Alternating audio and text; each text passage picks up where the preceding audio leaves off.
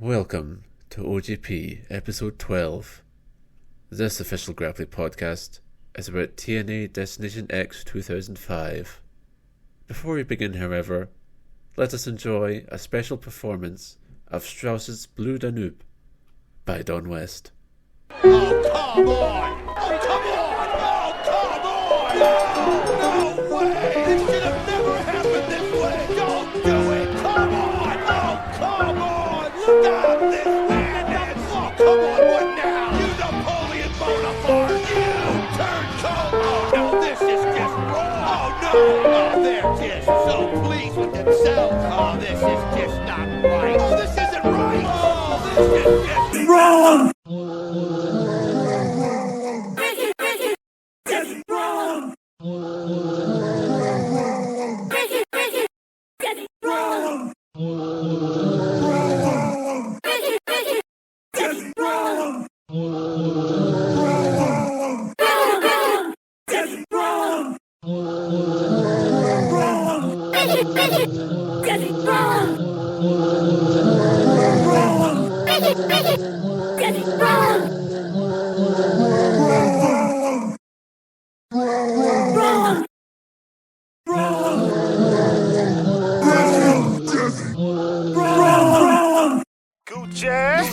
In the club tryna find me a badass bra. Gave her 5 for the pussy, then I took her to the mall. That's wrong.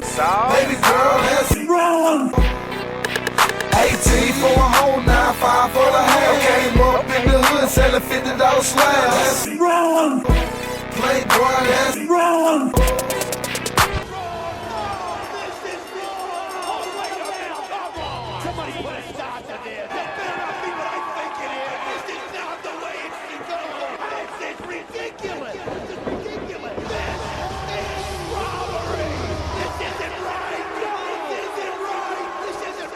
This is just wrong! We need help! Stop this madness! TNA. Total non-stop action across the line. Yeah. And we're joined here today by Richard Nixon. I like to eat pineapple or whatever it was. I cannot remember what Richard Nixon trivia I read, but I do remember the reign of Jeff Jarrett, the leader of Planet Jarrett, the chosen one. Are you trying to do the voice of the guy at the start of the TNA broadcast? Yeah. Yeah. Have you noticed that, like, when they play that, there's like, it sounds like someone's going, "Way!" This is TNA wrestling. Way! Oh yeah, sure, absolutely. They always got the stock effect going on. So like there's the NXT UK fans got into the building super early for that one. So like there's that guy who's the main narrator, but I did notice like throughout the hype up of Destination X 2005, there's plenty of video packages with another guy who's like, at Destination X, it'll be Jeff Jarrett versus Diamond Dallas Page. And like, I like that guy a lot less. Not as good. So, yeah, total non-stop action. Your pick because of Trytan. He is coming. Was that a main reason? Yeah. Or... You're coming. Yeah, I mean, I guess, I love this stuff. Not probably like 6 to 9 months after I'd actually started watching wrestling via WWE, I discovered Ring of Honor and TNA, and it was, this stuff basically. Oh yeah. Via the wrestling channel, God rest its soul. And I was trying to think, like, what show do I pick? And I racked my brains, not necessarily trying to think of like the really good or the really bad, but like an intriguing one with lots to unpick.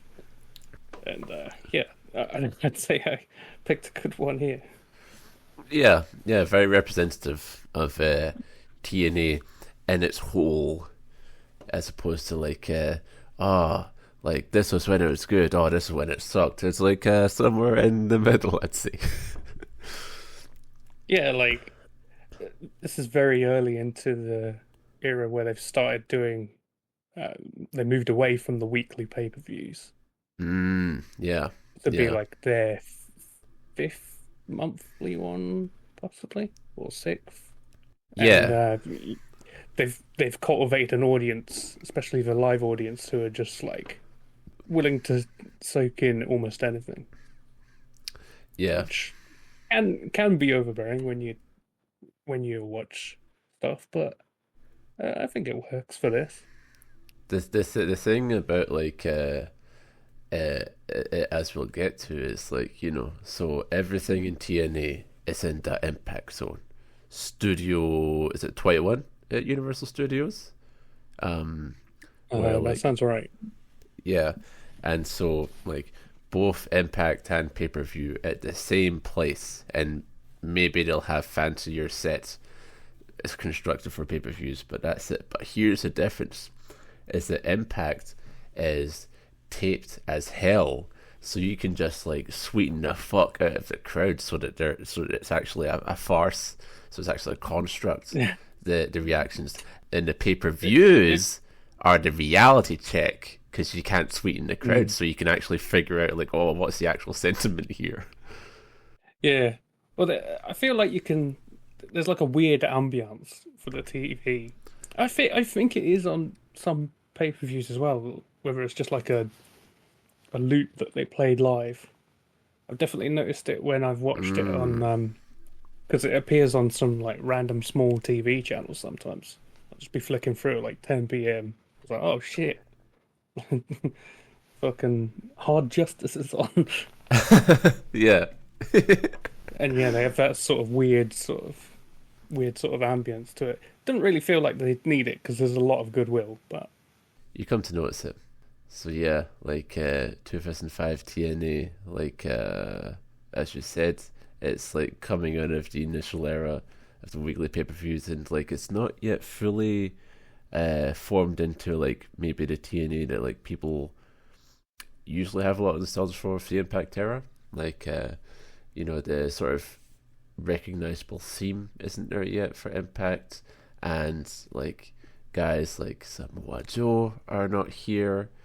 Sting was here, but he's not here right now. Very sad. And you know, Christian hasn't made the jump yet, so like still like very early on. Next like year and a half is going to be big. Like Joe will come in very, very soon. I think that's maybe like Slammiversary or something in the middle of the year. Yeah. Christian will be a similar time. Team 3D, that was a big deal at the time. Yeah, yeah. But Angle, obviously, that'll be like late 06. Late 06, yeah. I remember like Team 3D being a big one, because like when I would have discovered TNA, I would have discovered it's like, oh, that's the place where the Dudley Boys went, and then I looked and it said Brother Ray, Brother Devon, and I was like, oh, they can't use the names. Is that kind of just like your experience of TNA during these years? Just like, wow, he went there. Yes, has turned up there, but he is different. So like it's that, and also a Windows Media Player FLV file of P.T. Williams doing the Canadian Destroyer. Oh yeah, I would have saw that back in like 2006. And I was like, whoa.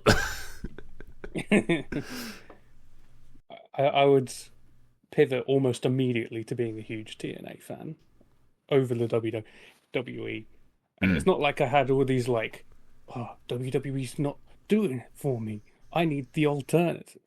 But then I discovered that there is an alternative. I was like, oh, WWE needs to be doing this.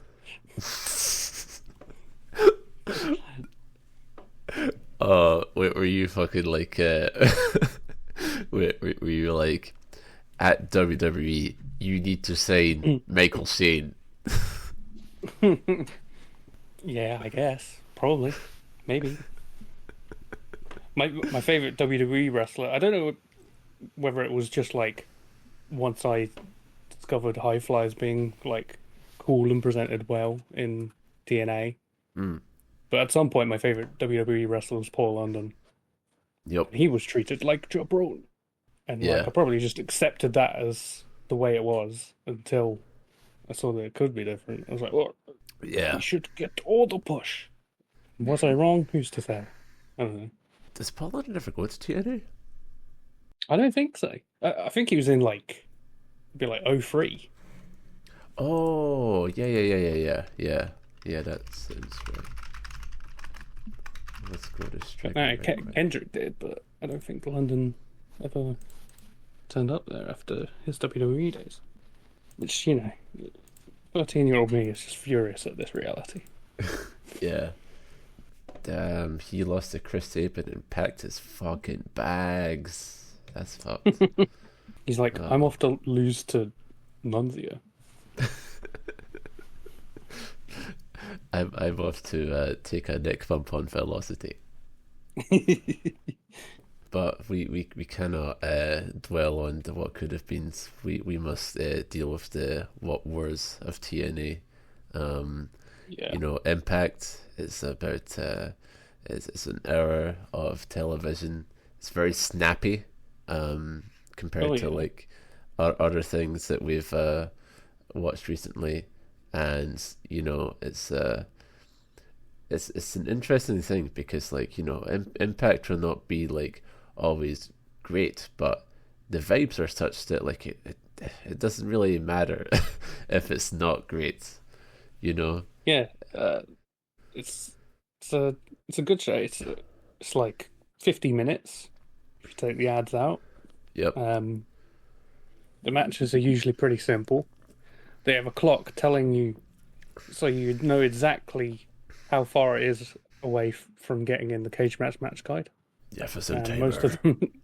Most of the matches don't get into the cage match guide, but that's fine. And it's an interesting thing. Like TNA, they pride themselves on not having draws ever, because if the time limit expires, it goes to Larry Zbyszko, who's been watching everything. Oh right, I didn't catch that. It would be like the judge. Didn't AEW do that in like the start? AEW did that with like I remember they did that with I think it would have been a title match, yeah. Because remember that's when they have the Great Muta there. Yeah. But yeah, and so the whole structure is that currently the DOA, Director of Authority, is Dustin Rhodes, who we all love, and as it turns out, Dusty Rhodes has an unconventional approach to accommodation within the workplace. For he does not take occupation in 4 walls and desk.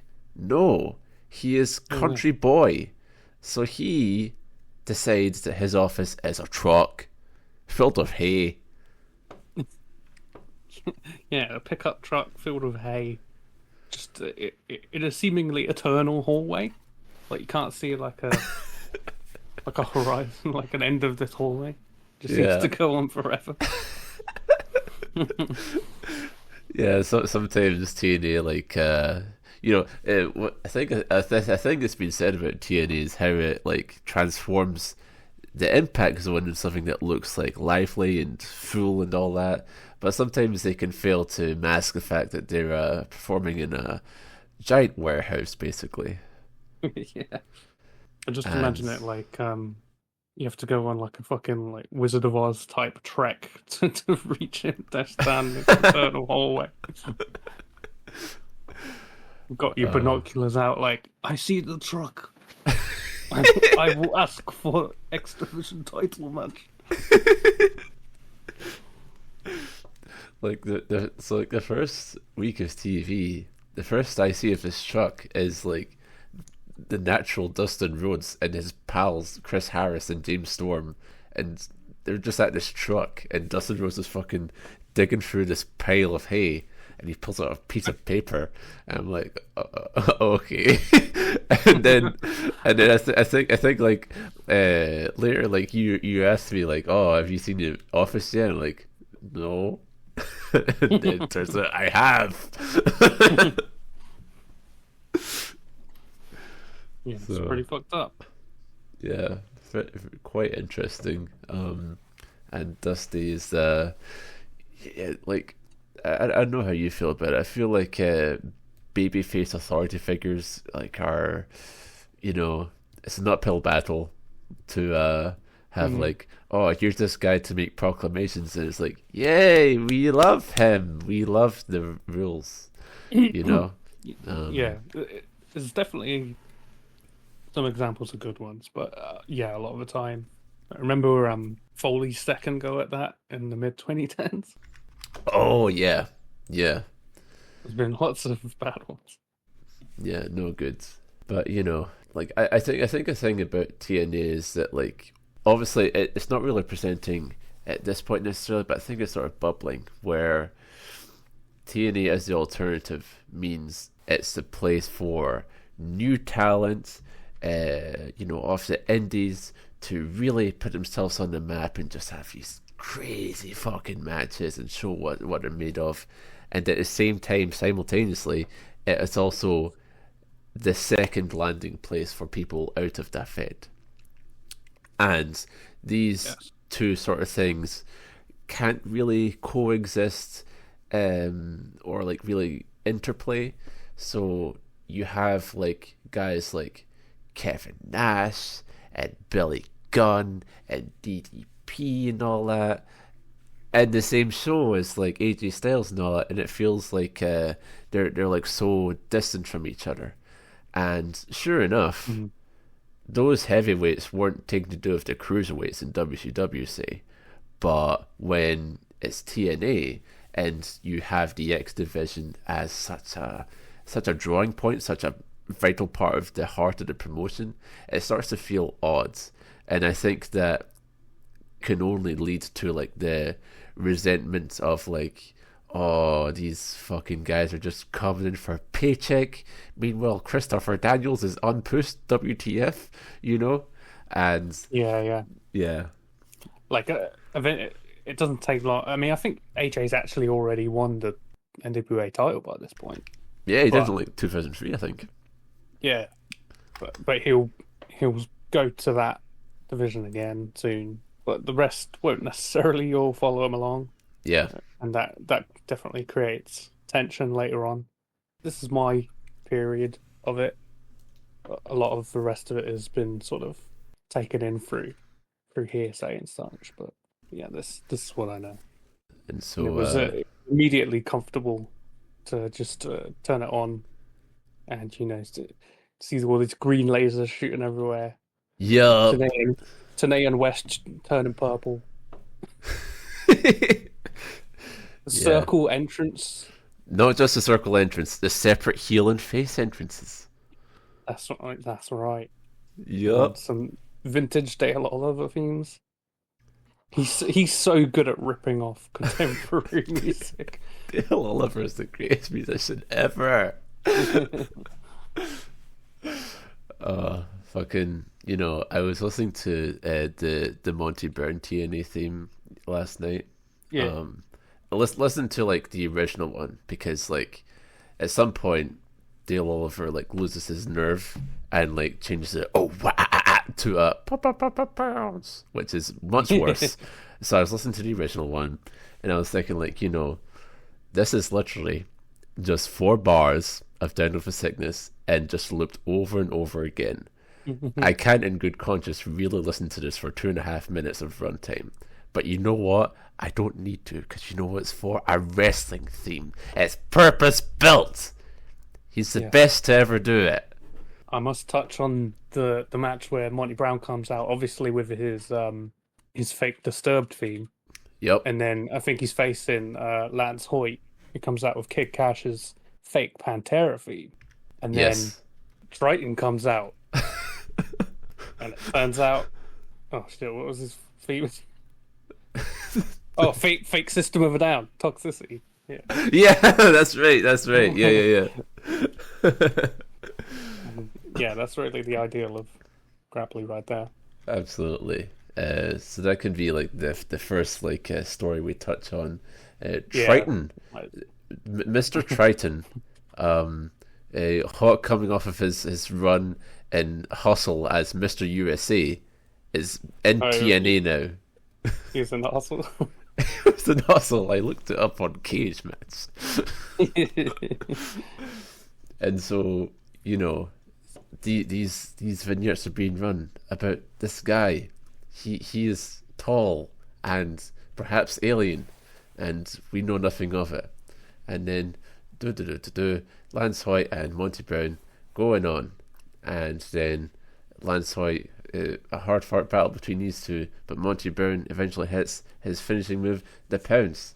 And you know, just in case you don't know, pounce is when you throw a guy perpendicular and then you blam into him. It's great, the best move ever. Yeah. Monty Brown's a bit of a phenomenon at the time. People still think about him. You know, you could say like, you could just make a tweet right now, just like, Monty Brown should come back to wrestling, and you will get 600 trillion likes. Try it out right now. If it fails, kill yourself. When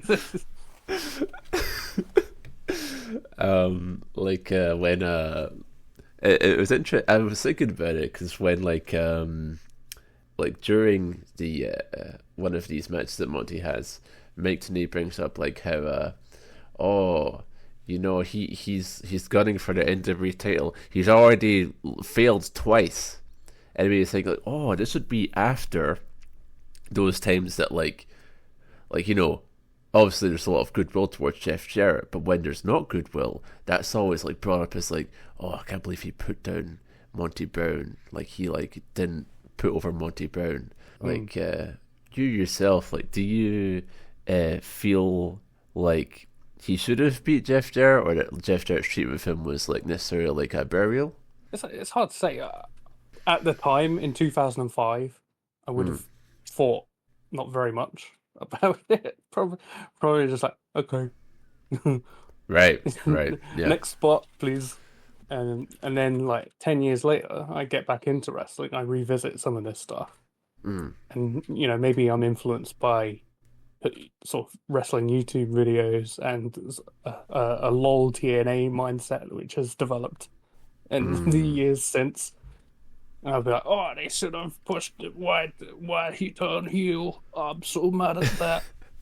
Yeah. And now another 10 years later, I revisit and I'm just like, I've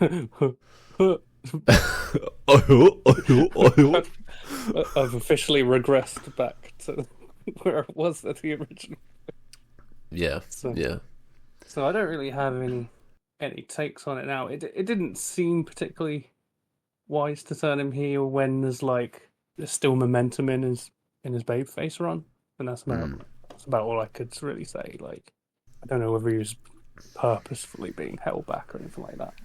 But yeah, for now, like this is the swan song of Monty Brown's babyface run, his rivalry with Trytan. Yeah. And so you Trytan, I think he did like some security guard type roles, and then they decided to give him a push. And they're putting a lot of effort into these vignettes.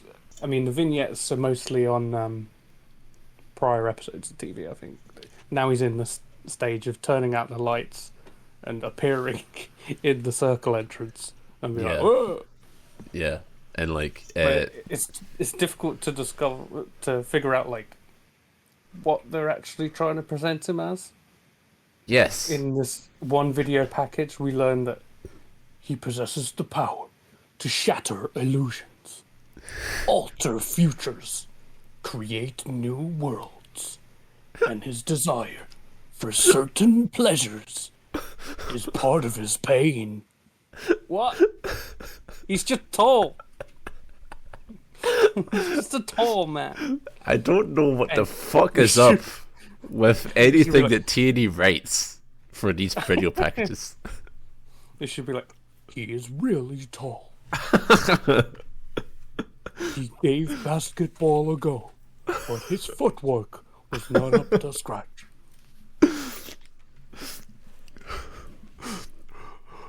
Ladies and gentlemen, he is very tall.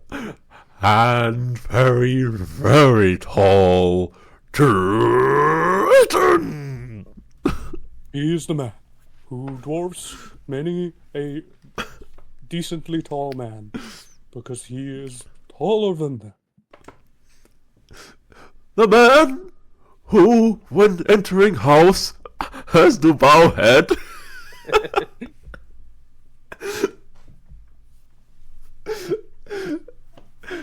So basically, Trytan, like, he interrupts Lance Hoyt and Monty Brown, and the match is just thrown out because a guy appeared.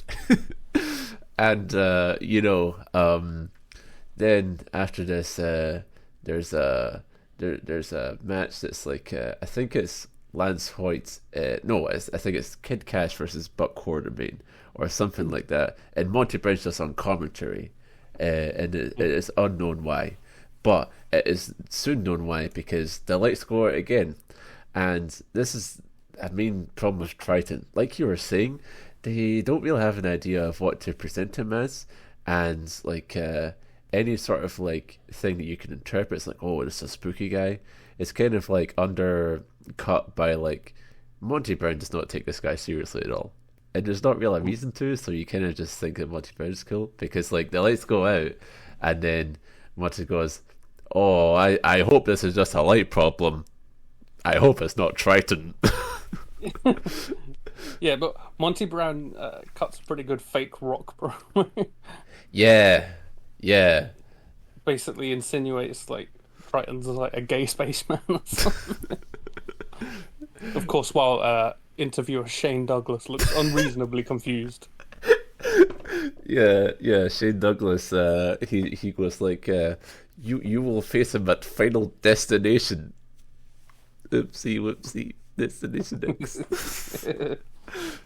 And Monty does this whole thing like, it must be like, I'm sure it must have been a specific callback to like an old like space show or something like that, like fucking Thunderbirds ass shit or whatever. And it's like, you will telepathically communicate with your leader, and your leader will go, Trytan, have you conquered the alpha male? No, he is too strong for me. And then, all that, and then he says, you'll be executed and exterminated and pounced. And Shane Douglas can't believe it. It's like, holy shit, he said it again. And then This guy's always saying his catchphrase. And then this the go home to this story before it culminates in pay-per-view is it would be another match with Lance Hoyt and or Kid Cash, where Monty Brown's just around on commentary, and then Trytan appears again, and then during this Don West asks Monty Brown, do you have any idea why Trytan chose you? And Monty Brown's like, no, you know what, Don, honestly, I don't know why Trytan chose to jump on me, but I can do a lot about getting them off.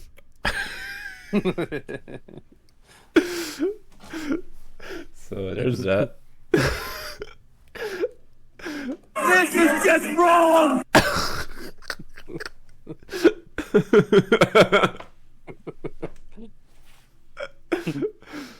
But yeah, Trytan, one of my favourite Gabbo pushes in wrestling history. Yeah. You just say the guy's name and flash it up on the screen and put all these crazy effects and sparkly lights, and hopefully something happens. Yeah, it's pretty fucked up. And also fucked up is the arrival of a new person in the Impact Zone. It's Billy. Oh, whoops, can't say that. You know his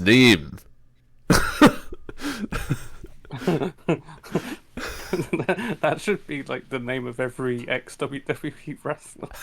He has to change it because you know his name. You know his name too.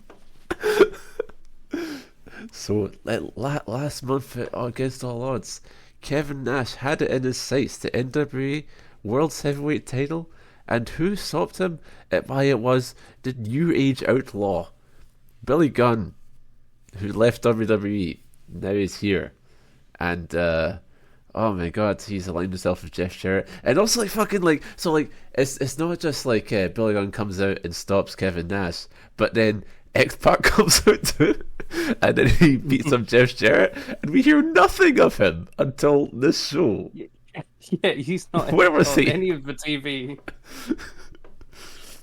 It's very fucked up, but in any case, he's a New Age Outlaw. No introduction needed. NIN, you know my name. That is his T-shirt of choice.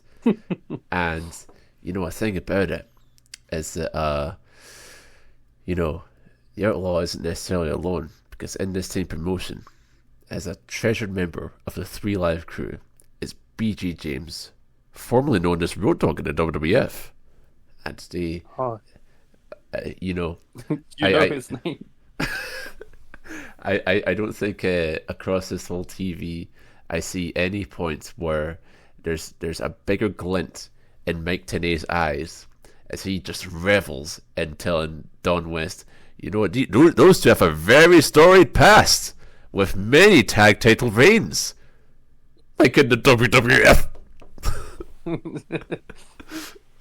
And so there's some tension because BG James is a popular fan favorite with 3 Live crew, and the Outlaw is a piece of shit fucker, and yet there's this friendship, and it comes into conflict because BG James will be talking with Outlaw, and Conan, our business associate, will come up to him and be like, "Yo, dog, what are you doing talking with the Outlaw?" And BG James will be like, "It's okay, man. It's fine. We're buddies. Talk about old times." And then the Outlaw will be like, "Shut up, Conan." Conan, you are from Mexico. Wouldn't you prefer to be eating some Mexican food right now?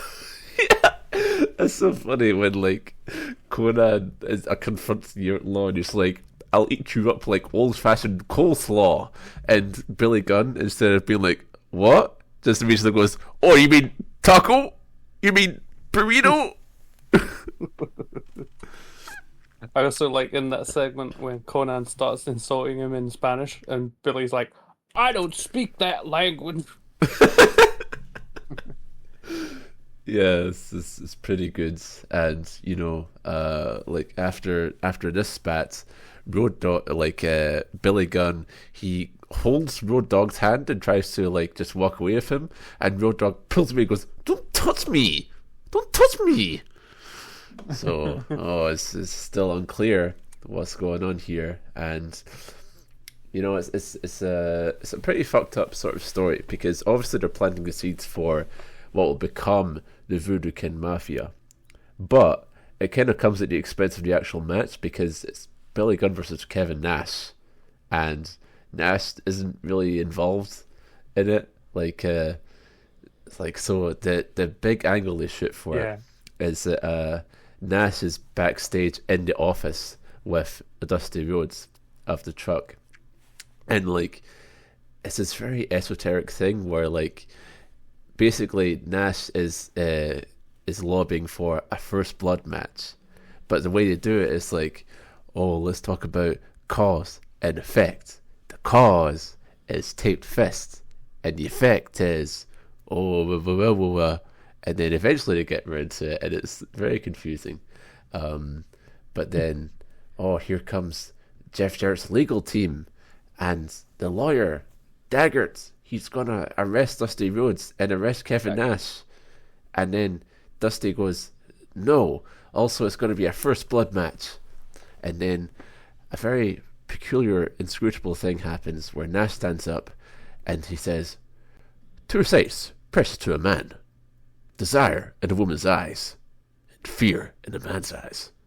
I see fear in your eyes. And Yellow responds, don't mistake fear for hatred. And Nash says, first blood, baby. First blood. And Yellow goes, yeah, and it'll be yours. Nash says, I don't think so. The segment ends. I don't know why they delivered it so dramatically like that. Yeah. That was such a baffling segment there. What do you make of this free live crew anyway? It sucks. I don't hate him. So shoot me. I like the theme, and I like that Conan is in a era where he hurls shoes. I don't know when he started doing that, but it's good. BG James, maybe not, but see, it has the same problem with like the Wolfpack, where I can't imagine these guys actually hanging out. Like, you know, like what's Conan and the Road Dogg going to talk about? You know, I mean, like, you listen to my podcast.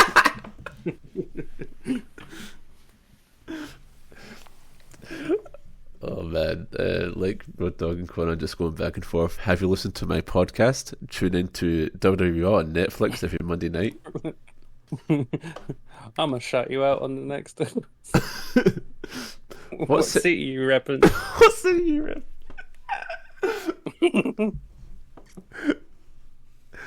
Yeah, like For those not in the know, I've started a long conversation with Conan that I will one day make public, but only when I feel it is complete.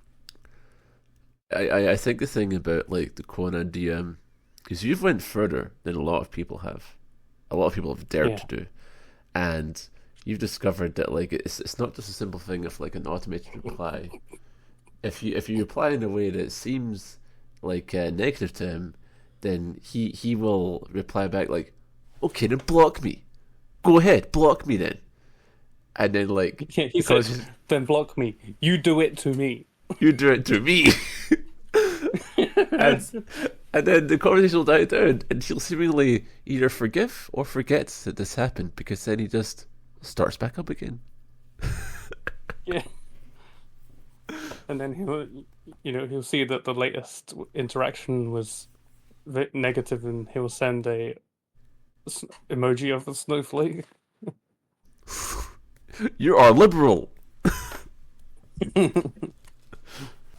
So yeah, love that guy. Yeah, he's currently a majority stockholder in our corporate interests. So yeah, just letting you all know about the state of things here. Yeah, he's.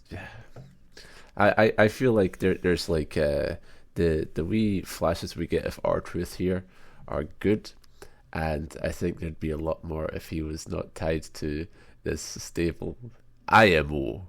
We'd be seeing a lot more of like my favorite move ever, the lie detector, if he was not having to break up New Age Outlaws tiffs. Yeah, he's definitely the background player once that whole drama starts. Something to note as well before we move on from the storyline is that the Outlaw, he has technically two matches. One of them is against EDP, it never starts. And the other is against Sonny Siaki, where he gets to get some ring time in there. And the Impact crowd, you know what they freaking chant at this legend of the WWF? They chant, "We want Bart. We want Bart." And you know something? Unfortunately, as someone who consumes wrestling through the legal channels, I'm left with no recourse because Netflix does not have 1995 WWF up. So I'm just left to assume the crowd wanted to watch The Simpsons. So that's that hot storyline. And then we've also got another incredibly hot angle. Dustin Rhodes and Raven. They're fighting. Yeah. Oh, yeah. A vast amount of things happened between Dustin Rhodes and Raven. They grappled last month. Now again. So as said, this is one of those feuds where, with it being an hour-long show, there's only 4 episodes in between the pay-per-views. They definitely struggled to have like a substantial build for all the programs. But yeah, there's definitely one that's not really a factor on the TV. Dustin gets that piece of paper out of the hay. He's like, aha, match will ensue. And it'll be with a bull rope. And then Raven gets a chance to respond when he's interviewed by Shane Douglas.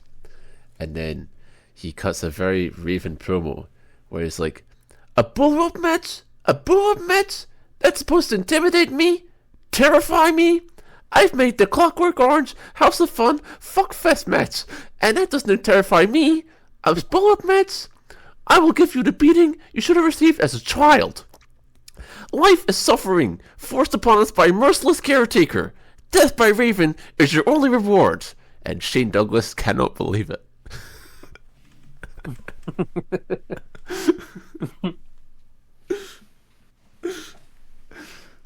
Like, I think the only other thing I can think of Dustin doing is like he has he's tagging with America's Most Wanted against Team Canada. I think, that sounds quite elaborate. That's like fucking 90 seconds. And then week 3, he faces Eric Young and wins with Power Slam. It's pretty alright. Like, literally, so Raven it's not like he's just like not on TV, because he has a match on week 4, and just, you know, him and Dustin like don't really get involved with each other aside from like 2 promos where like they're separate. Interesting thing to have like Raven here. How much did you think about Raven when you were like in that like when you were like a fan back then? Did he really rate in your eyes? I think I liked him. Yeah. I think he played a bunch. His theme's a rip off of something as well, isn't it? Yes. Oh god, because like this TNA theme is a rip off of his WCW theme, which is a rip off of a song. What's it? Come As You Are. That is a song by Nirvana. Yeah. So that's it. Yeah. Yeah, I liked him a fair bit.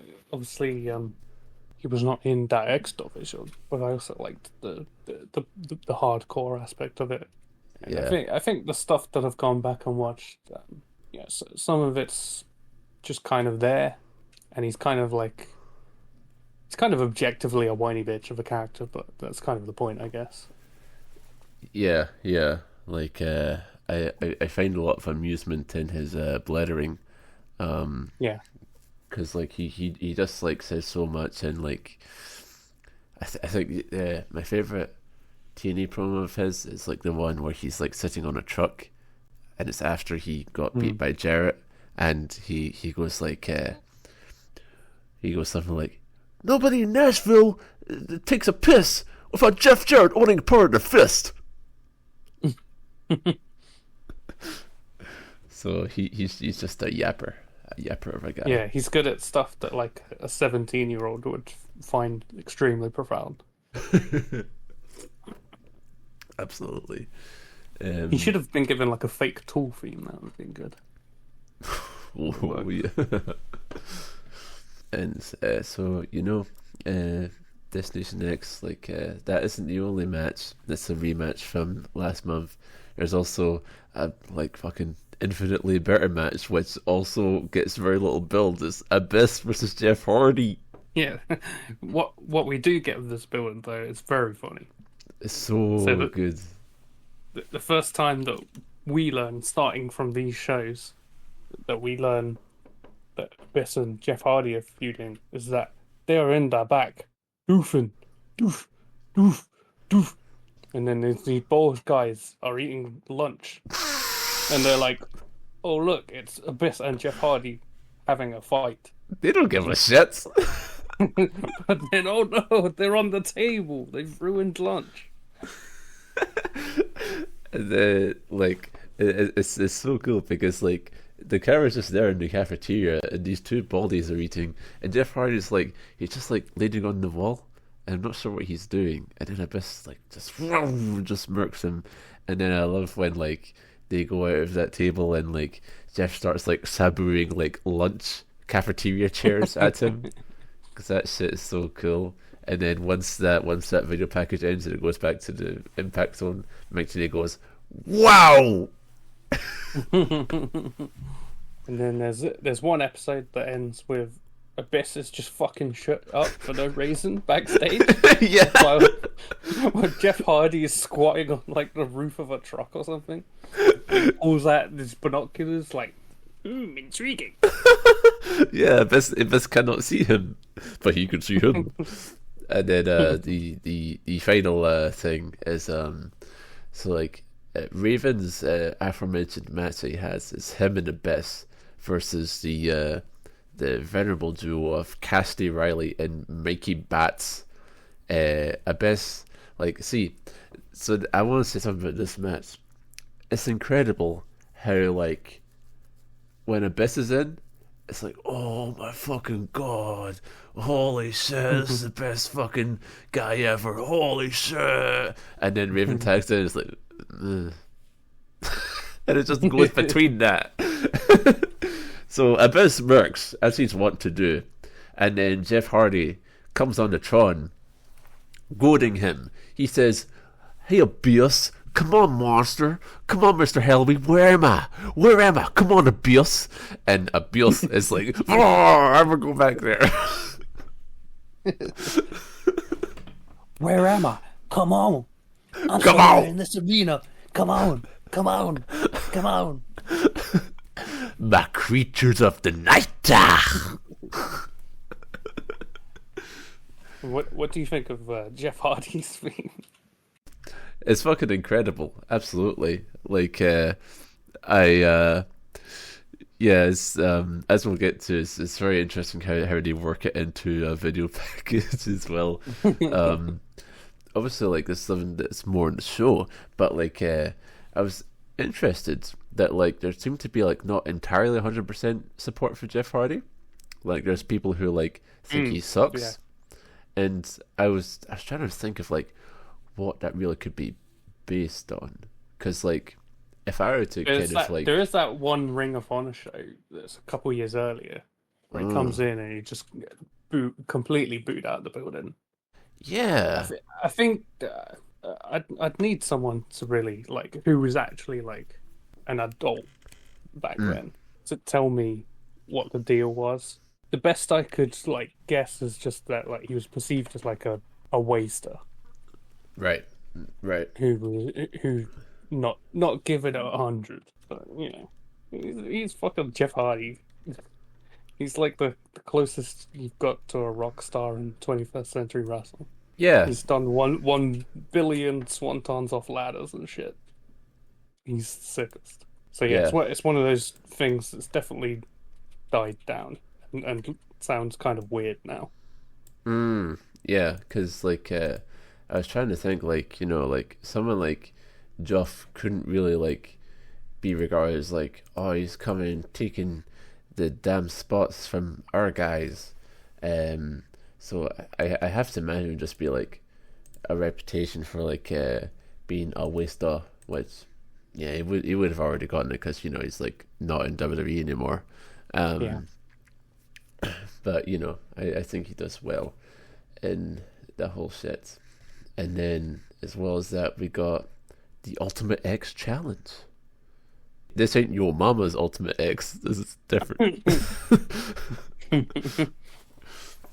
Yeah, they just done one of my favorite TV TNA matches, and one of my favorite, like, high spots matches ever. 2 months prior to Final Resolution, it was AJ versus PE versus Sabin, and AJ's just, like, putting on this astounding, like, athletic performance that just, like, really underlines, like, what Ultimate X can be and why it's cool and why he's cool and why the promotion is cool. Like, it just works on all the levels that you need.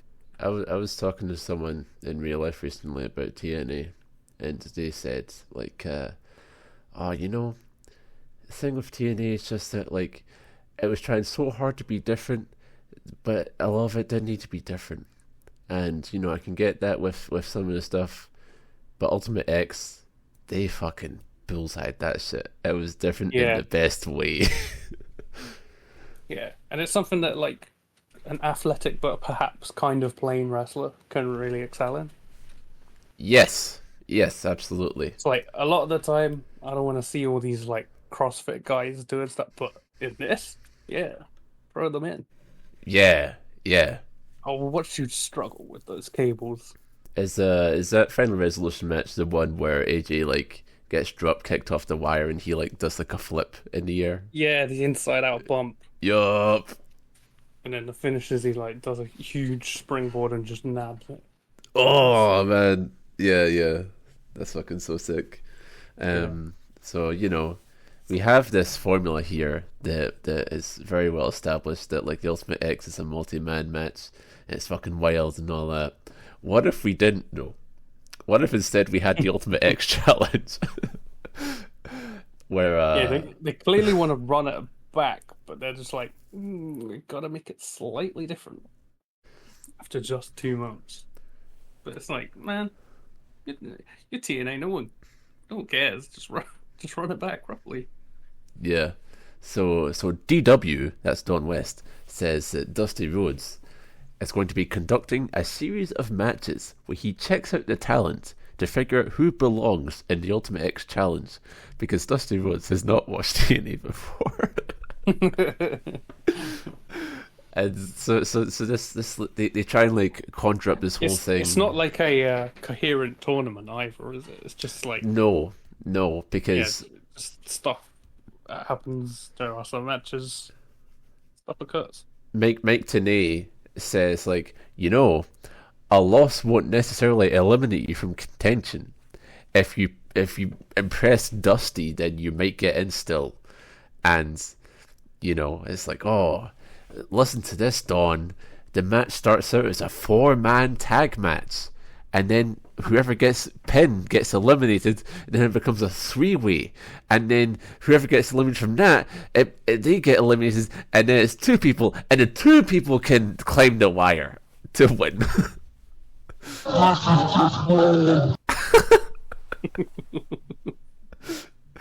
And it just sounds so complicated for very little reason. But you know, as we'll get to, I think they managed to make something out of that. I always think about how you know, like Seth freaking Rollins and Rey Mysterio had that match where like whoever carves an eye out wins. And so I always remember Dave Meltzer talking about that being like, oh, you know, Seth knows this is a stupid match, so he just tries to have a 4-star match to make up for it. And it's like, no, man. If it's stupid, then just try and make it work. Instead of just being like, oh, this is stupid, so I'm just gonna blah. Like, that just makes it worse. And I think the 4 guys who eventually get there do well with that. But for now, with the current X Division scene coming off against all odds, where the fallen angel Christopher Daniels, he almost had it. He almost won an Iron Man match against AJ Styles for the X title. But what happened? He had AJ in the Koji clutch, but then the time ran out.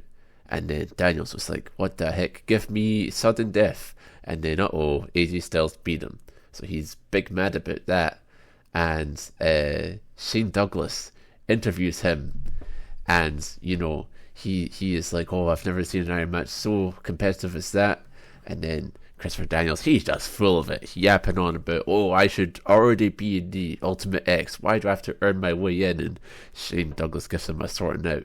But then Daniels says, oh, I'm gonna get the title and beat you, AJ. And that's not a threat. That's not a promise. It's a gospel. And Shane Douglas cannot believe this.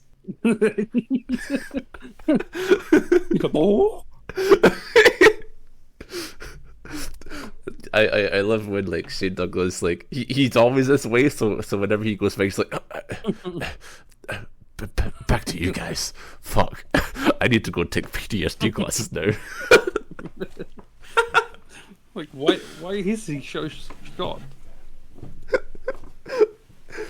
It's funny as well that he when he was an active wrestler, he would cut these promos. So he's like, "Cut my fucking music, suck my dick." Like, what these people are saying is not that shocking compared to what you've already said. Yeah, exactly. Oh man. So yeah, quite an inscrutable choice for a backstage interviewer, but we go on anyway. There's a bunch of matches which are, like as we talked about, this is not like some tournament thing. It's just a vague fucking backdrop for all of the X Division multi-mans that there'd be anyway. So here's Shark Boy versus Chris Candido versus Chris Sabin, and that's an opportunity match. And Chris Candido wins it. He's not going to be the Ultimate X. I guess he did not show good enough fight. He won it. He won it sneakily. So there's no point winning at all because you did not impress Dusty Rhodes. Exactly. How dare you steal the Payback 2013 Curtis Axel finish? No Ultimate X for you, sir. I get that reference. And then it'll be like Primetime Elix Skipper versus Chris Candido next week in a similar context. I love the Elix Skipper theme song, man.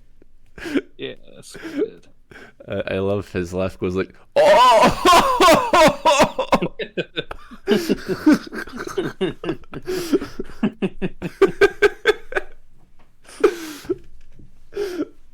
And there's a bit of a development here because Candido is not alone. He in fact has assembled Candido Gun with the Naturals, Chase Stevens and Andy Douglas. And the Naturals, they try and interfere, but Elix overcomes it to win. And then he looks at the Naturals and goes, "What? What?"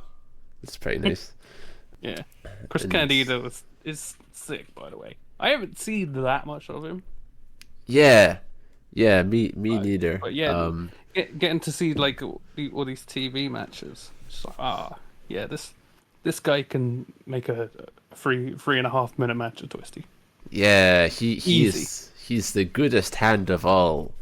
Yes. Yeah, fucking literally, I think the first I ever heard of him was 2 months after this when W.com posted his obituary.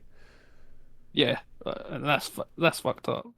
Yeah, he's about to go, and he obviously I know he filled up his bump card pretty fast in his career, and he had substance abuse issues, but he really does look double his age. He's like my age. He's 32 or something. Yeah. He could easily pass as a 60-year-old wrestler. A 60-year-old wrestler who's taking good care of himself. Yeah, but he makes it work. Yeah. Especially because it was just a blood clot, because of a surgery complication he died of, right? It wasn't related to the stuff that was going on in his life. He got surgery and he wasn't supposed to fly, but I don't think anyone told him that. Right. Okay. That's fucked up. Yeah, and I mean, you just think about there are some people around TNA this time that aren't here in a year, but you just imagine someone like Chris Candido sticking around as such a good hand for, Kurt Angle coming in and all these guys, Mm-hmm. It would have been nice. Unfortunately, not. So there's Candido Gun, but we also cannot forget about the other heel unit in the X Division, which is Kazarian and Michael. Yeah, good old Michael. Michael. That's Michael Shane, and we watch in a 2-week period, the 2 weeks where they are just experimenting with just calling him Michael. Yeah. Which is so fucking strange. It's so funny because obviously he would later become Matt Bentley and champion the Bentley Bounce. But the fucked up thing about like Michael is like, so you know he's Michael Shane obviously, but then he becomes Michael in a match against Chris Sabin, and so I noticed like, oh, this is the Michael match, and I'm listening on commentary just talking about everything else but the match, and then they finally talk about like, oh, what a move by Chris Sabin, oh, that was a close one, oh, and Chris Sabin's going for it again. I'm like, oh, they're not mentioning the other guy's name. It's starting to sound like a fucking dirty video game or something like that, you know? And then they never go like, he wants to go by Michael. Yeah. Eventually Don West just goes like, oh, that super kick is Michael's specialty. And that's it. Like they really just try and like fucking like just cold turkey put it out there. This guy's name is Michael and nothing else. It doesn't really. It's not as if like, you know, for all they talk about like the evaluation, Dusty doesn't come in and say, "I choose this guy" or whatever. They just kind of announce like, "Oh, Skipper is in this match now, and so is Ron the Truth Killings." Christopher Daniels faces Chris Sabin in a match that's like explicitly said as like, whoever wins this will go into Ultimate X, and it's a pretty good match. I find myself like I feel like Christopher Daniels is a lot better in TNA than he was in ROH. Oh yeah, for sure, definitely. Yeah, like a lot more stuff with him is a lot more charming now, and you know, him and Sabin have a nice rematch where like Chris Sabin, he goes for the cradle shock, but Daniels pulled the ref, and so whoopsie, Angels wins and he dies, and then AJ is pretty mad about it. During this match as well, AJ on commentary is also asked about the Ultimate X challenge by Mike and Don, and he goes, "It's definitely something different." Yeah. Then so Daniels wins that. And the previous week, AJ had qualified because he faced Kid Cash for the X Division title. So obviously, Champion's got to be in it. So if Cash wins, he might get in there. But no, he gets murked. And so the stage is set. Elix Skipper, R-Truth, and AJ and Daniels in the Ultimate X. But really, only two of those guys will get to climb the wire. It's an inscrutable thing. But I think, as I said, they end up doing it well when it gets to showtime. Yeah, I think if they took the tag part out, I wouldn't necessarily have much of a problem with it. But the tag part's like, well, you know, why would you not just attack your partner? Why would you tag in? Yeah, exactly. No. But yeah, and then oh well, the main event feuds. Jeff Jarrett's got to defend that damn title. He's got to defend it against DDP. What do you think about that? Just off the tip, DDP brought back in. What are you thinking? You like he? Good. I like he. So this all starts off with you know, Kevin Nash. He used to be boss of Jeff Jarrett in the Kings of Wrestling. You know, that classic stable. But then, oh no, not anymore. And as they saw to on week 1, it all boiled over when TNA invaded the best damn sports show period on Super Bowl weekend. And Kevin Nash puts his hands on Jeff Jarrett, and then what the hell? Here comes Diamond Dallas Page. And Diamond Dallas Page, he gets the microphone at the best damn sports show period, and he says, "Everybody here knows that next Sunday that you, Jeff Jarrett, is going to be Kevin Nash's bitch." Oh, Jeff Jarrett hates it. And so then he goes to El Cabong Kevin Nash, and much like a presidential bodyguard, DDP dives into the way and is killed. And so that's fucked up, and this leads to Dustin Rhodes saying, "DDP, you are the next challenger." What do you think of it's a pretty good Dale Oliver theme for DDP, isn't it? It's basically the same. Yeah. Fake Nirvana, obviously a solid Oliver work. Soliver Oliver. So I really like that one DDP promo where he has like effortless control of the fans. yeah, like he's really getting over this catchphrase about it being good timing for his NWA title coronation. So he keeps saying, going, "It's what? It's time! It's what? It's time!" Just over and over and over again. Yeah, and then there's that bit where he's telling Jarrett to shut the hell up, and then he's like, Jeff!" And then the fans, fans say it for him. He doesn't even have to move. Yeah. And like Jarrett is he for his part will be like, "Oh, it's time for you to get out of my ring," because as he explains, there's a scheduled time slot for Jeff Jarrett title win celebration after each pay-per-view. DDP's encroaching on it, and that's not very nice of him. And then DDP will be like, "Hey Jarrett, you're right, I am in Planet Jarrett." And then you start fighting. And I love the brawl because like the refs are they're not even trying to break up, they're just being like wacky waving inflatable chip men about it. And then Jeff Jarrett will get the guitar, and then oh my god, here comes the New Age Outlaw, and oh my god, we know that music is Kevin Nash. Yeah, Kevin Nash, fake Dr. Dre.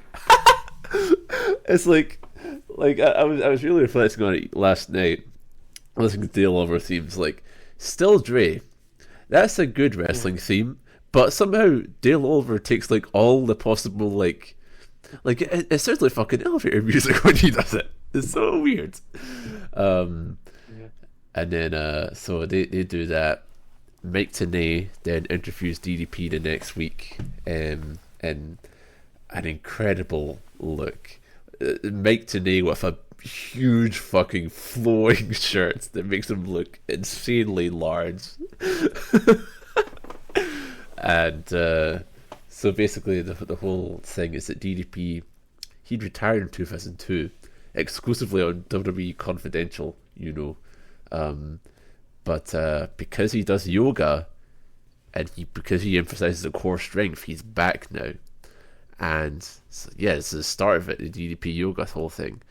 And yeah, there's that interview where he's like revealing that he's come up with his own brand of yoga. He's like, it's kind of like yoga, but for regular dudes. It's kind of like yoga meets TNA. Oh yeah, words, it's yoga. Yeah, and like Mike Tna is like, "You'll mean the other definition of TNA, won't you?" And so the idea here for the story is that DDP's been retired because of neck and back hurties. And what was it that Jeff Jarrett was doing to him when they were facing off in WCW? He was hitting him with a guitar and hurting his neck and back. So basically, DDP's retired because of that, and Jeff Jarrett owes him millions of dollars in earnings. This is just wrong!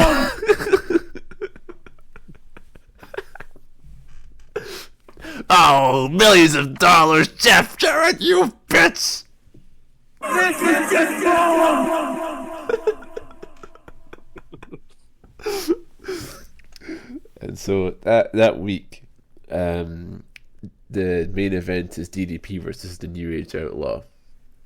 And so this was the moment where I became so aware of the time remaining, because we come back to the Impact Zone. There's 3 minutes and 53 seconds remaining. Jeff Jarrett comes out to go on commentary. He gets a whole entrance.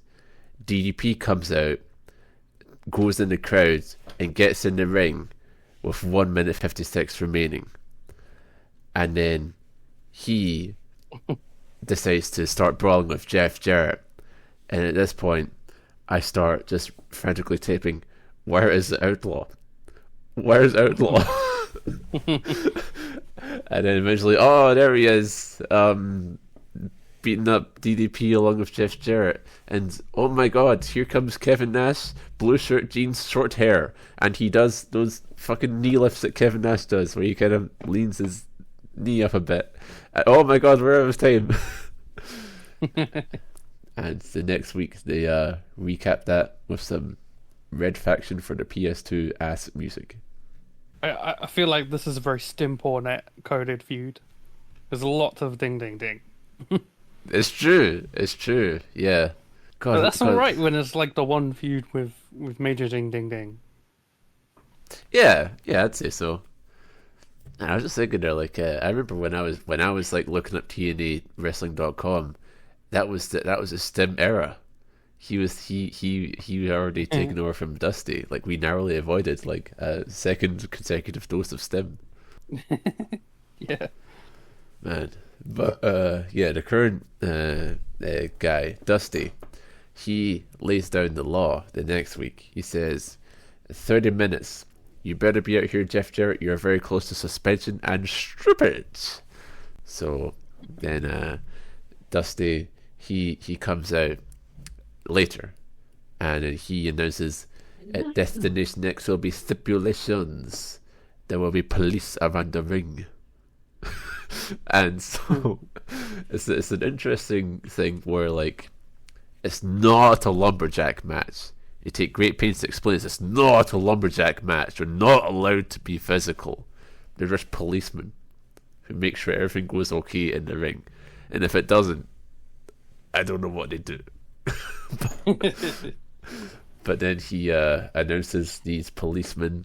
3 Live Crew comes out.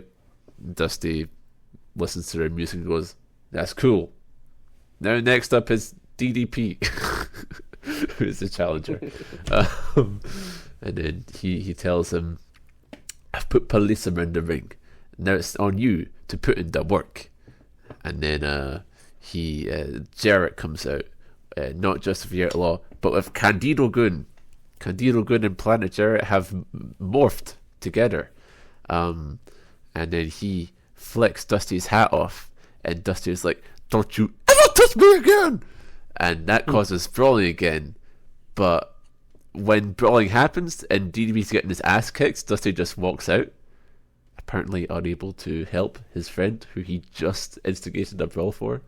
So it's just another brawl again, more ding ding ding type action, except this time with more people. And then week 4, Mike Tenay interviews Jeff Jarrett in the ring, who Jeff Jarrett's whole thing is like he thinks Dustin Rhodes very unfair man, very unfair to him. He like gets right up in Mike Tenay's face as if they are feuding, and Mike Tenay, it's you simply must see it to believe it. It's the incredible face of Mike Tenay as he pouts his lips and goes at Jeff Jarrett. And the crowd, they're chanting, "It's time," and Jeff Jarrett's like, "It ain't gonna happen. Chant it, yell it, scream it all you want. Let me ask you one thing, Mike Tenay. It's time?" And then Mike nods like, "Yes, that's what he says." And then DDP comes out and says stuff, and then he goes, "It's what? It's time!" so many times, and Jeff Jarrett's like, "Oh no, I can't believe it. I can't believe you're saying that to me." And that's the main event. That's the angle. Now we move to live from Studio 21 in Universal Studios. It's TNA, but not just Impact, it's Destination X. Well, let me stop you for a second, because you've missed out probably the most important storyline in this block of television. What the hell? Phi Delta Slam. A couple of fat bozos. Let me tell you something. They're going for like possibly like a Public Enemy vibe, but they don't really do like hardcore stuff. So it's really tough to say what their deal is. I will say this. I feel like I've been round the block a couple times with the Grapply. So let me tell you, I saw Big Bruno and Big Till accompanied by Trinity come out, and I thought, I have never seen these men before in my life. Yeah. I was so confused. They're a well-hidden part of TNA's history. Yeah, right. Nobody talks about these guys. What's going on with them? Yeah, like fucking. So Dusty, he has two babes with him. There's Tracy and Trinity, and they're both the ilk of but in Dusty's office.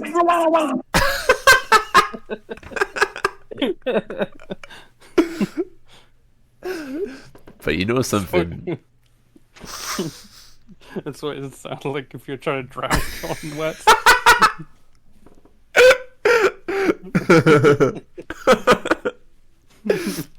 Sorry, I took myself by surprise because I did all these edits of the Don West voice clip, but I just numbered them, so I don't necessarily know what's gonna come. Apart from the one that's 28 seconds, I know that. I know that.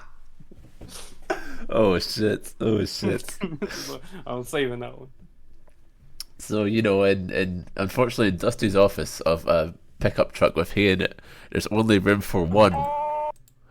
So this is to decide that Trinity, her charges are Phi Delta Slam, Big Bruno, and Big Till. Fucking Tracy though, she has got the Disciples of Disciples of Destruction.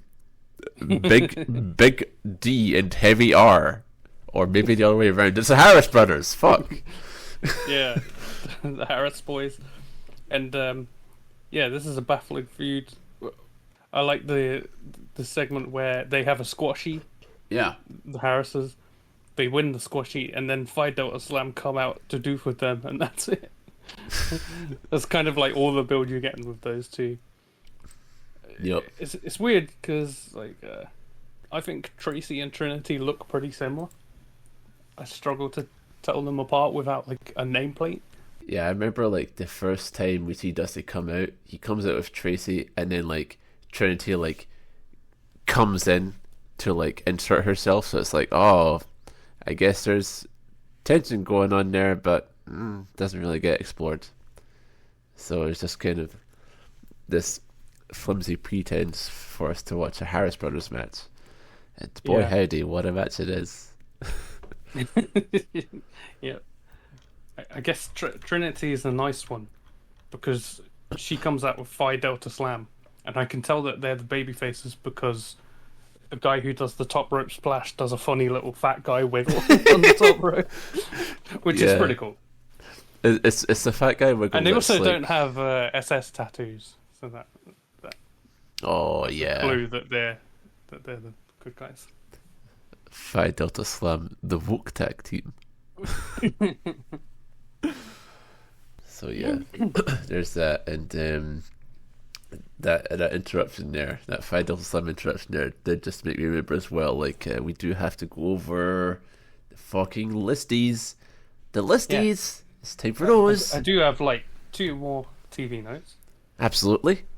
One of the biggest stars in the history of Puerto Rico is introduced. Apollo. Apollo. 1L. And I asked somebody who is actually from Puerto Rico, very familiar with Puerto Rican wrestling, and they said he was average. So. Oh, what the fuck? Yeah. It's an interesting wrinkle at this time of TNA, but despite the fair amount of momentum that they have and a decent amount of like household names in wrestling, they'll make these partnerships with like IWA Puerto Rico or AAA and give like a pretty average wrestler a really solid push. Yeah. It's very intriguing. And then my last TV note is that there's a man who sucks, and his name is David Young. David Young! Yup. The one-man losing streak. He'll never win a match ever. Oh, he just did. Yeah. He beat Sharkboy to officially join the roster or stay on the roster. I don't know what the deal was with that. I thought David Young would never bounce back after losing to Jeff Hammond, who is known as Mr. NASCAR. But, wow, Candido Goon helps him beat Shark Boy. Yeah. And then you got Team Canada challenge America's Most Wanted to a fight, and they're like, all right then, let's go for that one. Yup. So yeah, twisty listies. Yes, indeed. Who wants firsties for the twisties? I can go first. So first I've got a match that you mentioned earlier. It's Chris Candido versus Chris Sabin versus Shark Boy. I like the thrown together feel of it, but they mesh pretty well as well. Sabin's able to show off what he brings. I think he's quite a good part of this period of TV, despite not really being, he's just a matches guy.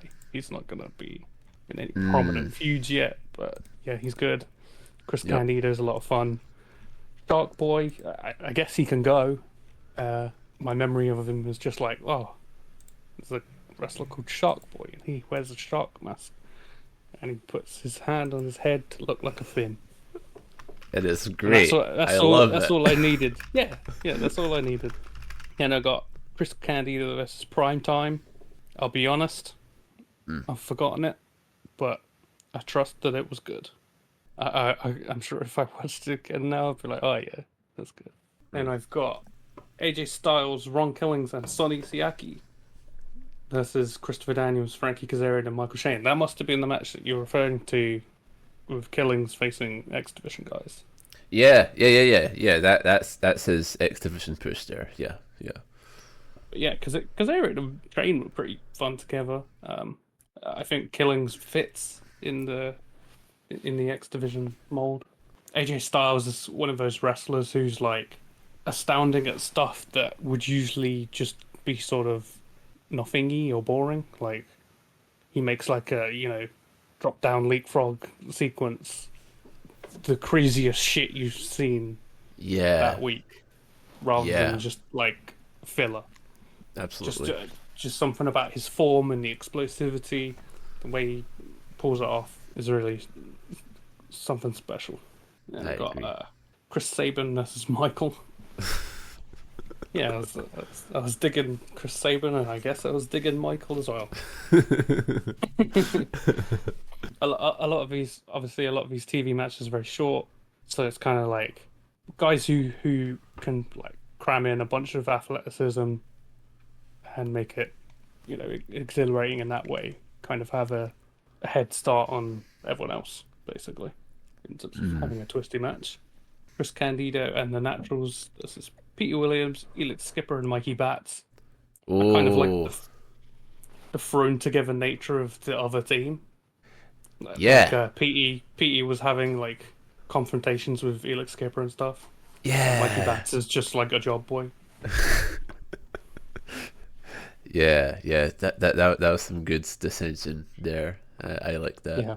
My final is a mega twisty. Mega twisty.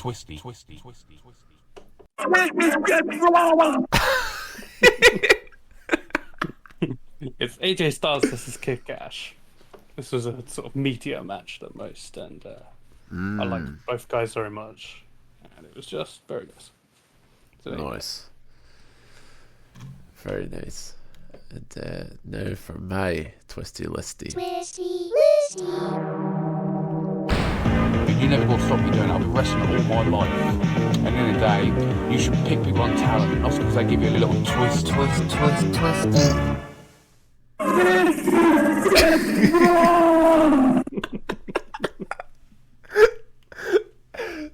So my twisty listy, starting off with the February 18th episode, Buck Quartermain and Lex Lovett versus the Naturals, Andy Douglas and Chase Stevens. I thought this match was pretty hot. The Naturals, I think they're pretty darn good. And then like Lex Lovett was the babyface in Pearl. He creates the distance to set up the hot tag, and fucking Don West sells it like he has seen Christ rise again. And I was like, oh fuck. Then there was Big Till and Big Bruno versus Mikey Bats and Romeo, Phi Delta Slam, their match here. So I thought it was fucking funny as hell seeing these dudes who I've never seen before, and they just like they like fuck these guys up and then do the big wiggle before the splash. Then the last one from that same episode, as mentioned, Chris Sabin versus Chris Candido versus Shark Boy. It's a really great match. I love how Candido starts off by eye poking everyone. Like Shark Boy, fucking, he doesn't make my top 10, but like when I realized he was coming out, I was like, Shark Boy! I like fucking sat in my chair. I was like, oh fuck, it's the Shark Boy.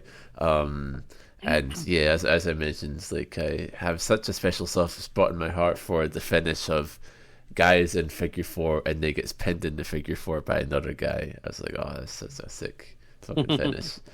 And then from the 25th of February, I've got Chris Sabin versus Cassidy Riley.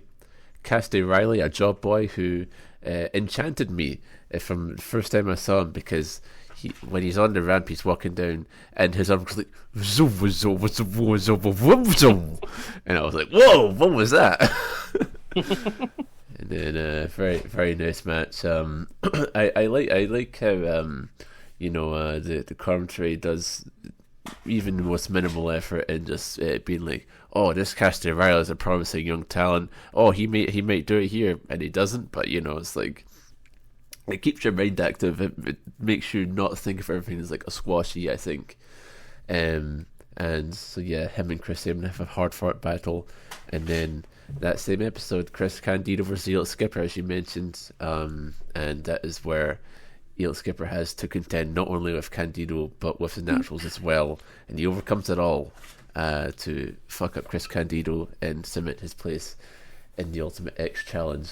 And then also, as you said, Sonny Shiaki, The Truth, and AJ versus Shane Kazarian and Daniels. I love the lie detector. R-Truth goes into the air, spins around so much, and then somewhere along the way an elbow hits the opponent and they are dead. And it's my favourite move ever. And he hits it here. That's what gave it the spot, I think. And then from March 3rd, I have Chris Sabin versus Michael. I love the cradle shock. It's a wonderful move to see. I want to take this time to call out the TNA fans, because they chant Michael Shane during Michael's match. I want to say to the Impact Zone faithful, shut up! Wrong name! And my final twisty is from the March 11th episode, Abyss and Raven versus Mikey Bats and Cassidy Riley. Abyss.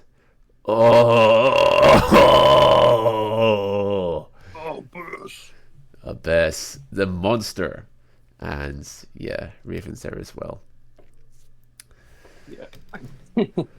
And now it's time for the wrestler listies, the top 10s. E, are you fucking ready for that shit?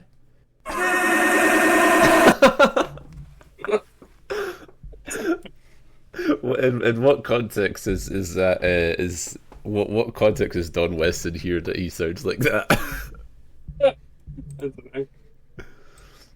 It's not like I've assigned them to certain bits, although I am saving mine until the end. Oh shit. This is just wrong! Oh, that's a... This is Oh fuck. This is just wrong! Wow, yeah, that is an advantage you have over me with like your different setup. You can fuck it with even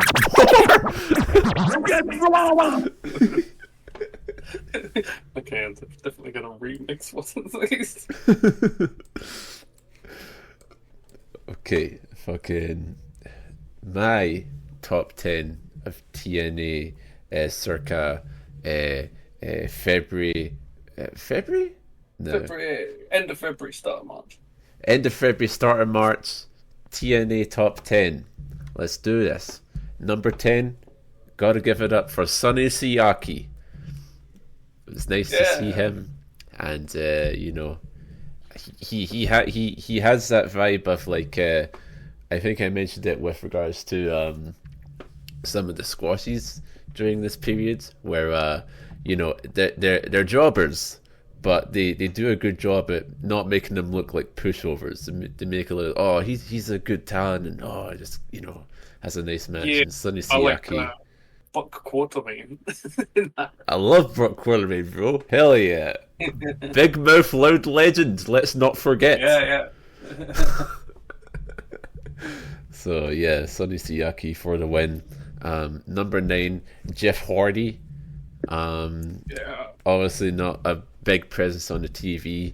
Not sure why, because TV Jeff Hardy. He doesn't have a match, but yeah. Oh well.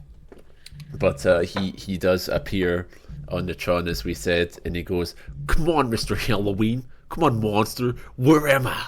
Where am I?" Yeah. And he's so funny and cool. yeah. Very, very, very good promo. And then number 8, Ron the Truth Killings. R-Truth is fucking epic. And he has, again, my favourite move ever, the lie detector spinning elbow. And we saw it multiple times during this period. And we're all the better for it. And as we get to, his dancing is incredible. Number 7, Michael. I really liked Michael in this, as you know, him and Kazarian are a good team together. Great sort of like lower card heel role, very good hand sort of role, and yeah, just always a nice time watching him mix it up with the baby faces. And then number 6, Monty Brown, the man, at least for a couple of weeks. You know, you can easily just get the appeal of him. We were talking about how, you know, it's a very common refrain to talk about how Monty Brown was a missed opportunity, but you know, when you actually watch him, you get why that came to be a cliche. You know what I mean? Like, cause there's a lot there, and you know, it's heavyweight guy, good on dustic. Mm-hmm. Not necessarily having, you know, 5-0 in the ring, but it doesn't really matter. I think, like, more than anything else, like his sort of charisma is so like idiosyncratic almost. Like, it really magnetizes you to what he's doing. You know, like he just kind of pulls it out of his ass. Like, again, I don't know what the fuck he was parodying when he was making fun of Trytan, but it's like, oh, what the hell's this? You know, it was very interesting. So yeah, Monty Brown is my number 6, and number 5 is the Primetime Elite Skipper.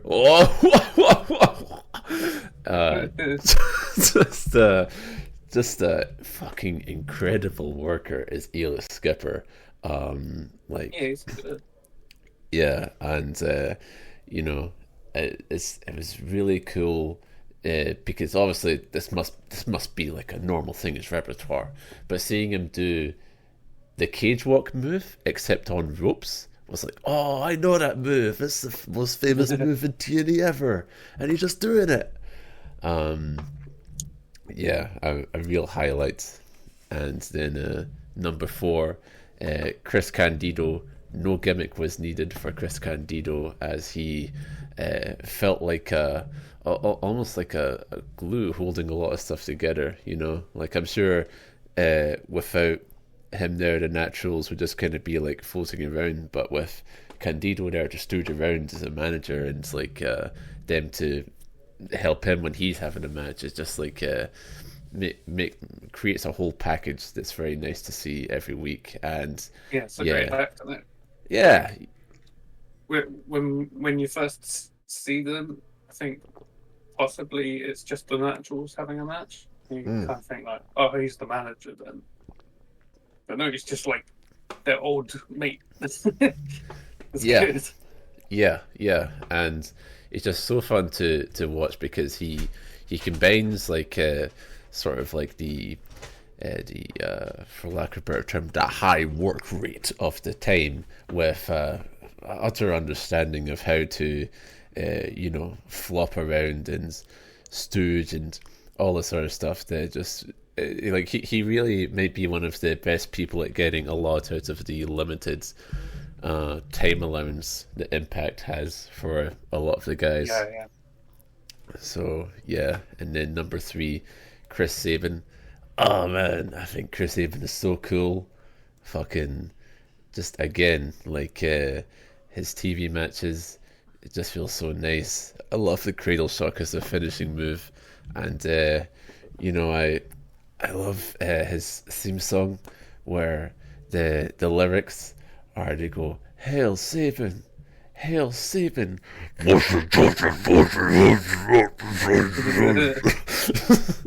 That's a really catchy song, and I like when he comes into it. So yeah, that's my number 3.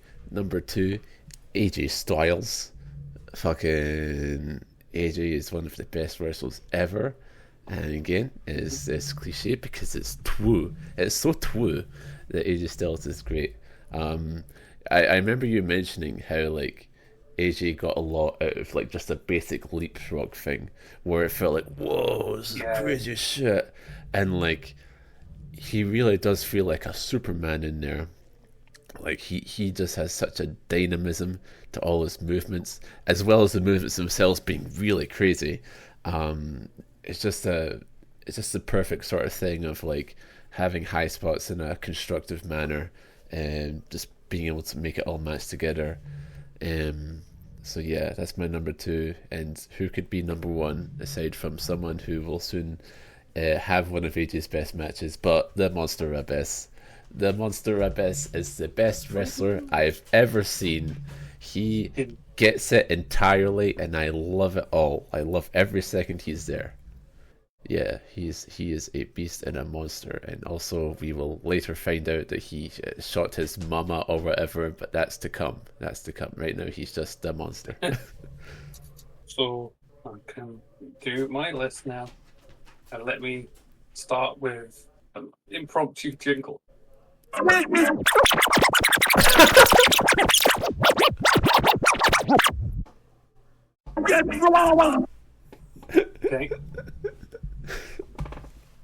Number 10. Run the Truth Killings. Nice. Yay! Yeah, his dancing's sick. He's got a lot of like crazy explosive stuff. He's very interesting because you see a sneak peek of it in because he's going to be in the X Division match. Yes. And it's like, well, you can do all the stuff that everyone else did, but no one really thinks of him in those terms. He's never really been like seen in a work ratey lens. You know what I mean? But, maybe that should have been pushed a bit more because he's very fun and exciting. Absolutely. The Feds never really capitalized on that angle much. And I remember that being a thing where fucking he'd like, I think it was when he like went down to NXT for a match and people were like, whoa, R-Truth can still do all this when he's that old, and it's like, yeah. Yeah. Number 9, Chris Sabin. Yeah, he's not in any storylines or any promos really, but he's in a few X Division matches, and he always manages to make himself look great in them. He's very fun. Number 8, Jeff Jarrett. Ooh. Jeff Jarrett. Yeah, it's an interesting time because like I think like many, I have gained a lot of respect for Jeff Jarrett over the last like 5 to 7 years or whatever. Yeah. So it's interesting to look back on a period where a lot of people are like, "Oh, he was the shits." He was Triple H to me. Yeah, I don't see it really. There's probably some, ill-judged bookings here and there, but to that extent, Triple H-y. Yeah. No. Like Jeff Jarrett's like goofy Tennessee voice going, DDP wants to say it's time, it's not time. That's like way more charming than like Triple H doing a 20-minute promo. Yeah, you don't actually have to listen to him talk for that long. And his feud with DDP is actually pretty charming. You know, he's just doing his role and doing it well. Yeah. That's my champion. Number 7, Jeff Hardy. I fucking love Jeff Hardy. I think he's one of the best wrestlers ever. Yup. Although, you know, you only get limited part of what makes him great in this. It's still pretty apparent. Come on, Master. Come on. Where am I? Looks in binoculars. And number 6, I got Monty Brown. Wow.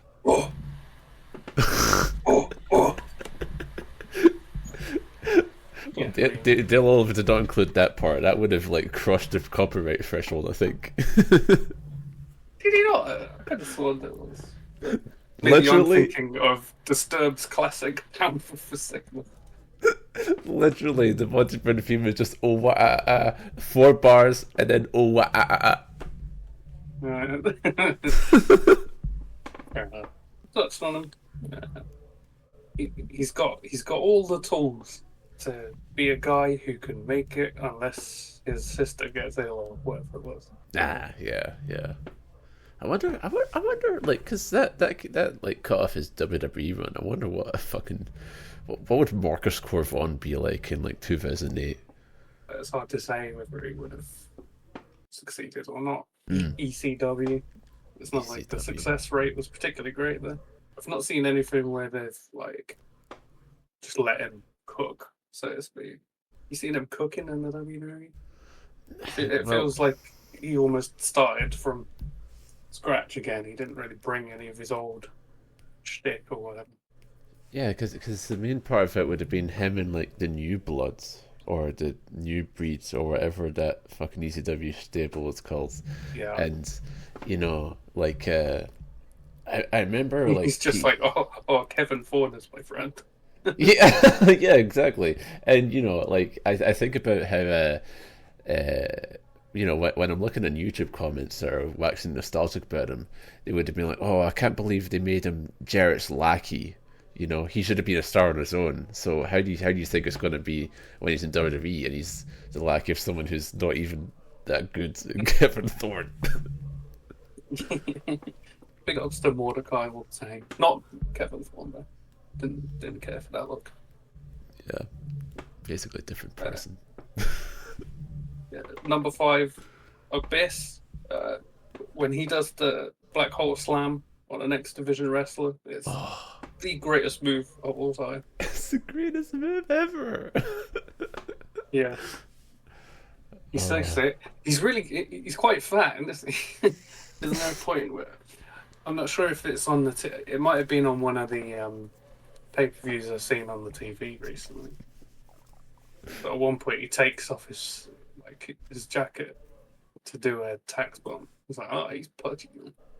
He's not on the gas, I don't think." Well, look, he's a monster who, I don't know, escaped from an asylum and shot his mother and then shot his dad and then experienced a lot of trauma and then I don't know, Father James Mitchell is there. You expect him to be on the CrossFit? Nah, I think it's cool. Yeah, God. Number 4, bit of a double entry. Kid Cash and Lance Hoyt. Ooh, nice. They have a fair amount of matches on this selection of television. Mm-hmm. And I think they're both pretty good. Kid Cash especially, probably. Hoyt got better as Arch. But still pretty good at this time. They were the pillar that held the Monty Brown versus Trytan feud together, I would argue. Yeah. Couldn't have done it without them. Now we all think of Trytan as one of the true greats. And without Kid Cash and Lance Hoyt, it couldn't have happened. Oh, man. Number 3, DDP. He's still got so much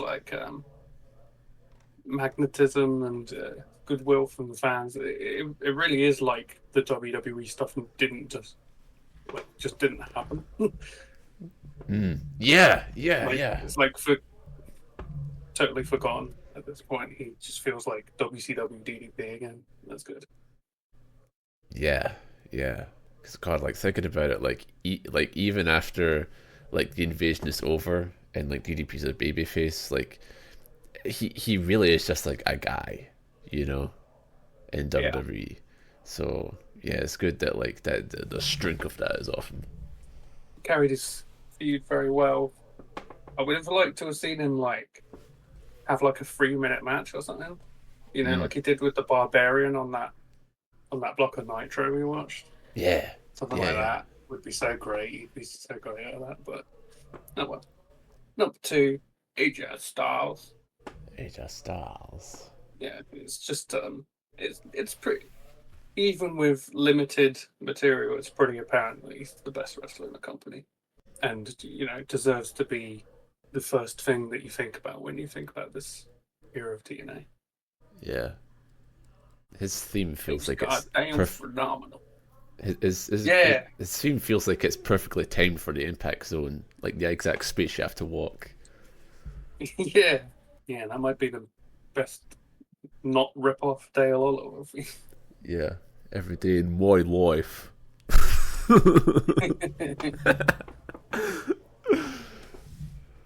And number 1, I got Chris Candido.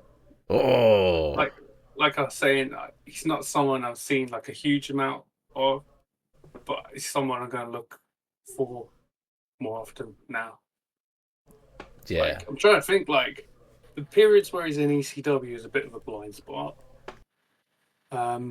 Not really delved into much Smoky Mountain wrestling. I think where I would have seen him most is where was he? What was the tag team where he was Zip and he lost to Barry Horowitz? that was the Body Donners. Body Donners, yeah. That's probably what I've seen most of them.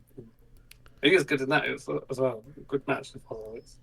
I remember also like I remember putting on like just like a random episode of Thunder from 2000, and the opener was Chris Candido defending the Cruiserweight title, and it was sick. He was wonderful. Yeah, great lot still wrestling. Yeah, my number 1, someone I'll look out for from now on. Nice. And that was my wrestler listing.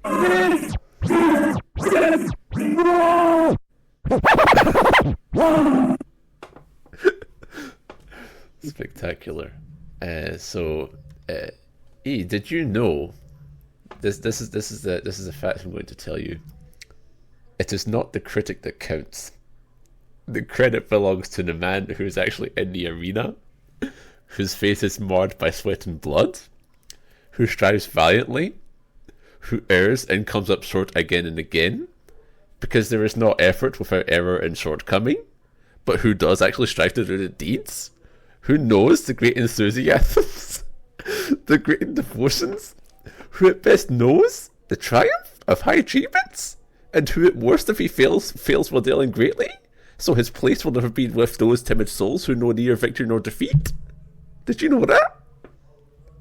What the fucking hell are you talking about, you mad bastard?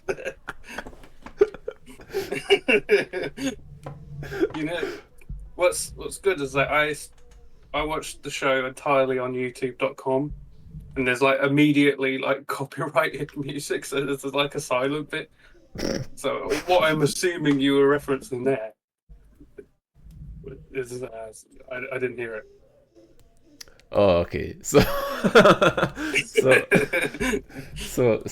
what I just read off there was, for me, the intro package. And the fucked up thing is, it wasn't even narrated. It was just text on the screen that was just silent. Oh, maybe I could have used my eyes. So, this was like, I don't know what the fuck is up with TNA, where like anytime they're tasked with like verbiage to hype up a match or a show in an abstract way, they just come up with this like absolute dog shit. Like, I don't know what the fuck. Why would anyone care about the great enthusiasms or or the triumph of high achievements and timid souls. Like, that's just not the wording you use.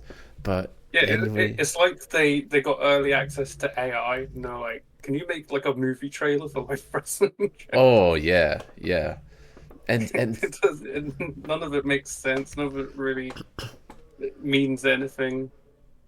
Doesn't seem to have much correlation with the show that you're about to watch. and again, like I said, you didn't even get the cool TNA narrator to narrate it. You just have to read it. Yeah. But thankfully, they do hit a home run in like the latter half of the intro, because they say about the Abyss vs Jeff Hardy match. Falls count anywhere. Pain will be felt everywhere. That's good. We open up the show in the Impact Zone. There is a there's a fan who has like a long sign. It says the following: Jeff Hardy, I will leave my husband for you. Meet me at Fossil Court, big boy. And then we... Oh, speaking of TNA fans, I don't think I mentioned him before. It's the black guy who always swings a towel when a move he likes happens. Oh. You know, it's that guy? No, I haven't actually. He's hard campsite. He's on like every TNA show for like in the Impact Zone for at least a couple of years. Like a sick move will happen, he would just be like swing.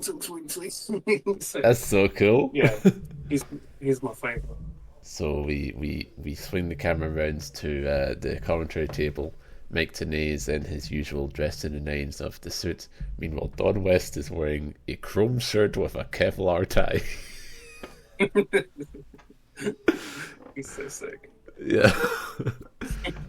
And we start the show off with Team Canada versus America's Most Wanted Crew, because it's AMW along with two of the three live crew, Conan and Road Dogg, along with AMW versus it's P.D. Williams, Bobby Roode, Eric Young, and now replacing Johnny Devine, Alistair Ralphs. Yeah, I've never heard him referred to that before. He's always just A1. Oh, yeah, sure. I think AMW is up there for best themes ever as well, because, like, I think, you know, go like, we wanted to do this, it's like, best soundbite ever. It's so cool. And so, like, they all come out to America's Wanted in two live crew, and Conan, he wants to know, where are dogs at? Oof, oof, oof, oof, oof. Right here, Conan.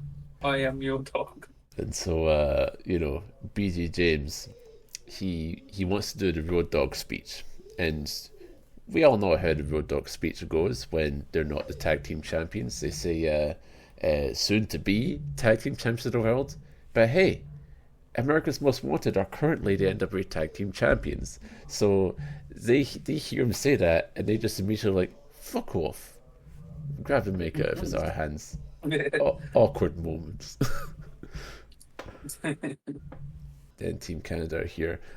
Team Canada has it's an odd theme, because like, so obviously they've got like the sort of like orchestral, you know, O Canada type of song, but there's also a superfluous electric guitar in it as well. So it's interesting dualism there. Yeah. What do you think of Team Canada generally? I think they had a solid dynamic to them. I mean, you know, I don't particularly have opinions on Canadians. So when I see someone put their hand on their heart and go, "Oh, Canada," I'm not like, "You motherfucker," you know. It's a strange sort of like prejudice to make an angle about, because like, yeah, they're not even the French Canadians, you know. I can understand hating the French. Yeah, I mean, like, don't get me started. I mean, like, I know that, like, it may be like, oh, if you do not support the Iraq War, then maybe you can go to Canada. like, you know, because it's the liberal place. But it is an odd thing to just be like, oh, Canadians, oh, boo, we hate it. But as like a general group, I think they, you know, PE was doing that Canadian Destroyer, and he was pretty good. You know, yeah. Obviously, you think of the move really before you think of him, but he was pretty good. Eric Young is usually quite a lot of fun. He's got a lot of range to him. And then Bobby Roode probably gets better, but he's fine. Yeah, I think Bobby's pretty good. So yeah, and then Alistair Ralph is also here. Big old body. Johnny Devine is out in crutches, so he's also there. He's still there. Conan versus Eric Young to start this off. Conan throws his shoe at Eric, and then Bobby Roode comes in, turns his back, and then Conan throws another at his spine, and Bobby sells it like he's just been mowed down by a volley of arrows. So it's quite a nice sell for the shoe. James Storm in there with Eric Young, a nice little comedy spot where Eric Young does a drop down, and James Storm drops down to him, and then they just keep dropping down until, whoopsie, Eric Young is out of the ring. He fell out. Oh no, whoopsie doodles. And then there's a nice big fucking duo of topes from AMW. Storm gets backdropped by Chris Harris out of the ring for a tope, and then Harris with another dive as well. I tell you, Petey Williams looks such a fucking midget next to AMW, doesn't he? Yeah. It's crazy. Small. Small man, small baby. So then, while he's tangling with Petey Williams, Chris Harris gets tricked into spearing the post, leading to Bobby Roode tagging in. Alistair Ralph's is he looks like Mickey Rourke, I think, in the face, and in the torso he resembles Wife Beater. He's got that, you know, that fucked up crazy steroid build where just like you look like you're carved out a mountain.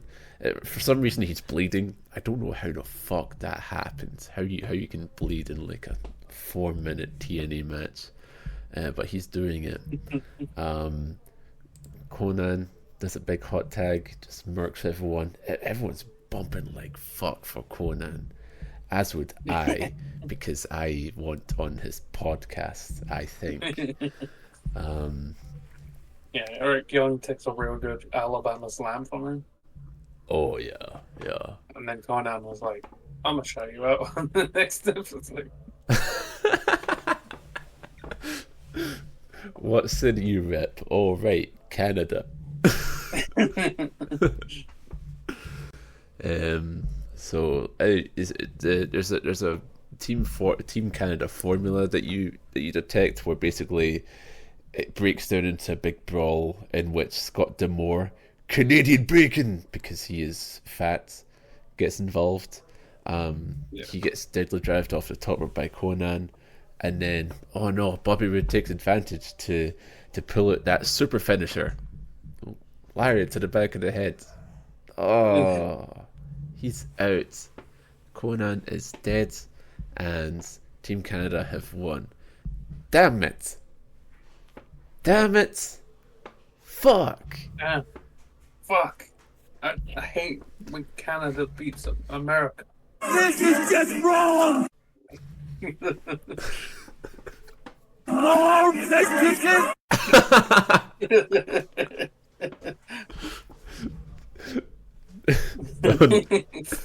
Wrong! This is just... Don West Wendy reversed the bogus decision.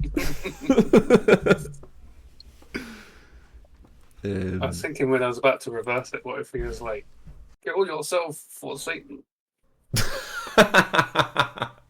Like the old rock and rollers. Oh, man. Well, Yeah, I like this match as an opener. Quick little thing. Energetic. Kept the crowd going. Good Yeah. stuff. yeah, a nice little opener with some of the injustice and despair that you find will be a common theme of TNA. I like to call it wrongism. and then there's no more time for that. We now go back to the office of Dusty Rhodes. Tracy and Trinity are there, and they are just having a good old fun. But then, oh no, who's that? Why, it's Johnny Fairplay from Survivor. Yeah. He seems to be the Dorco dude of TNA. Have you any cultural reference for Survivor? Has it ever crossed your purview? I don't think I've ever watched it, no. Yeah. So we don't know who this guy is, and the wrestlers do not take him seriously because he wants to be Dusty's assistant and suck his fucking fat knob. But Dusty's like, you must sign some guy's for managerial contract before I will let you suck my fat knob. Yeah. And, considering that there's a match later on to decide who will get to suck Dusty's knob, I think he's a bit late to the line there. Yeah. I thought the whole point of that was who gets to be his assistant. Yeah, it is. So he's just fucking... Don't think he watches, honestly. I think he just improvised something. Watch the product. So yeah, Dusty gives him 3 hours to sign 2 guys, and then Johnny's content with that. And so Tracy and Trinity, this will be the last time that they're together with Dusty because one must go. His truck isn't big enough for the 2 of them. So Dusty gives Tracy a little kiss, and then Trinity's like, "Oh, I'm mad about that," and walks away. But Dusty's like, "Come on back. You think I was going to deny you some sugar?" And then kisses her too. So it's a mutual show of good luck towards these 2 would-be secretaries from Dusty Rhodes, the director of authority for Total Non-Stop Action Wrestling. Next match here is Chris Sabin versus Chase Stevens. Chase Stevens of the Naturals, the other one being Andy Douglas.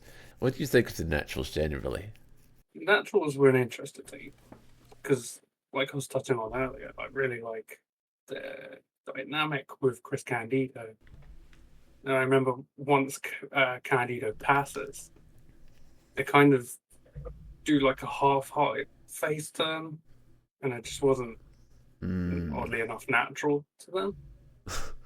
And then they just kind of peter out. It was kind of a sad situation, really. Yeah. That's always a hard thing when due to you being adjacent to someone who's recently passed, there's some sympathy there, and you kind of have to lean into it because that's always just a bit hard. Of course, Eddie passing, that meant that sadly we had to cut the run of Kerwin White short. Who knows what that guy could have got up to. So, sadly, all we can do now is speculate. Remember when they're doing the Eddie tribute show, ends the show, Chavo on the ramp, just absolutely destroyed and heartbroken, and he's got his Caucasian blonde hair on still. Yeah. It's pretty good. Thank you, Vince, for that. Chase Stevens with Chris Candido and Andy Douglas in the corner along with Chris Sabin. So Chris Sabin, obviously not in the Ultimate X, he lost to Daniels, and so they speculate because we haven't said yet, but the Ultimate X isn't something that they set up for the match. The Ultimate X structure is just there for the entire show. No one ever really uses it aside from the X Division guys, which probably is a missed opportunity. But it's a nice little visual, and they're like, "Oh." I get saving it for that match, but I think DDP should have done an epic spot.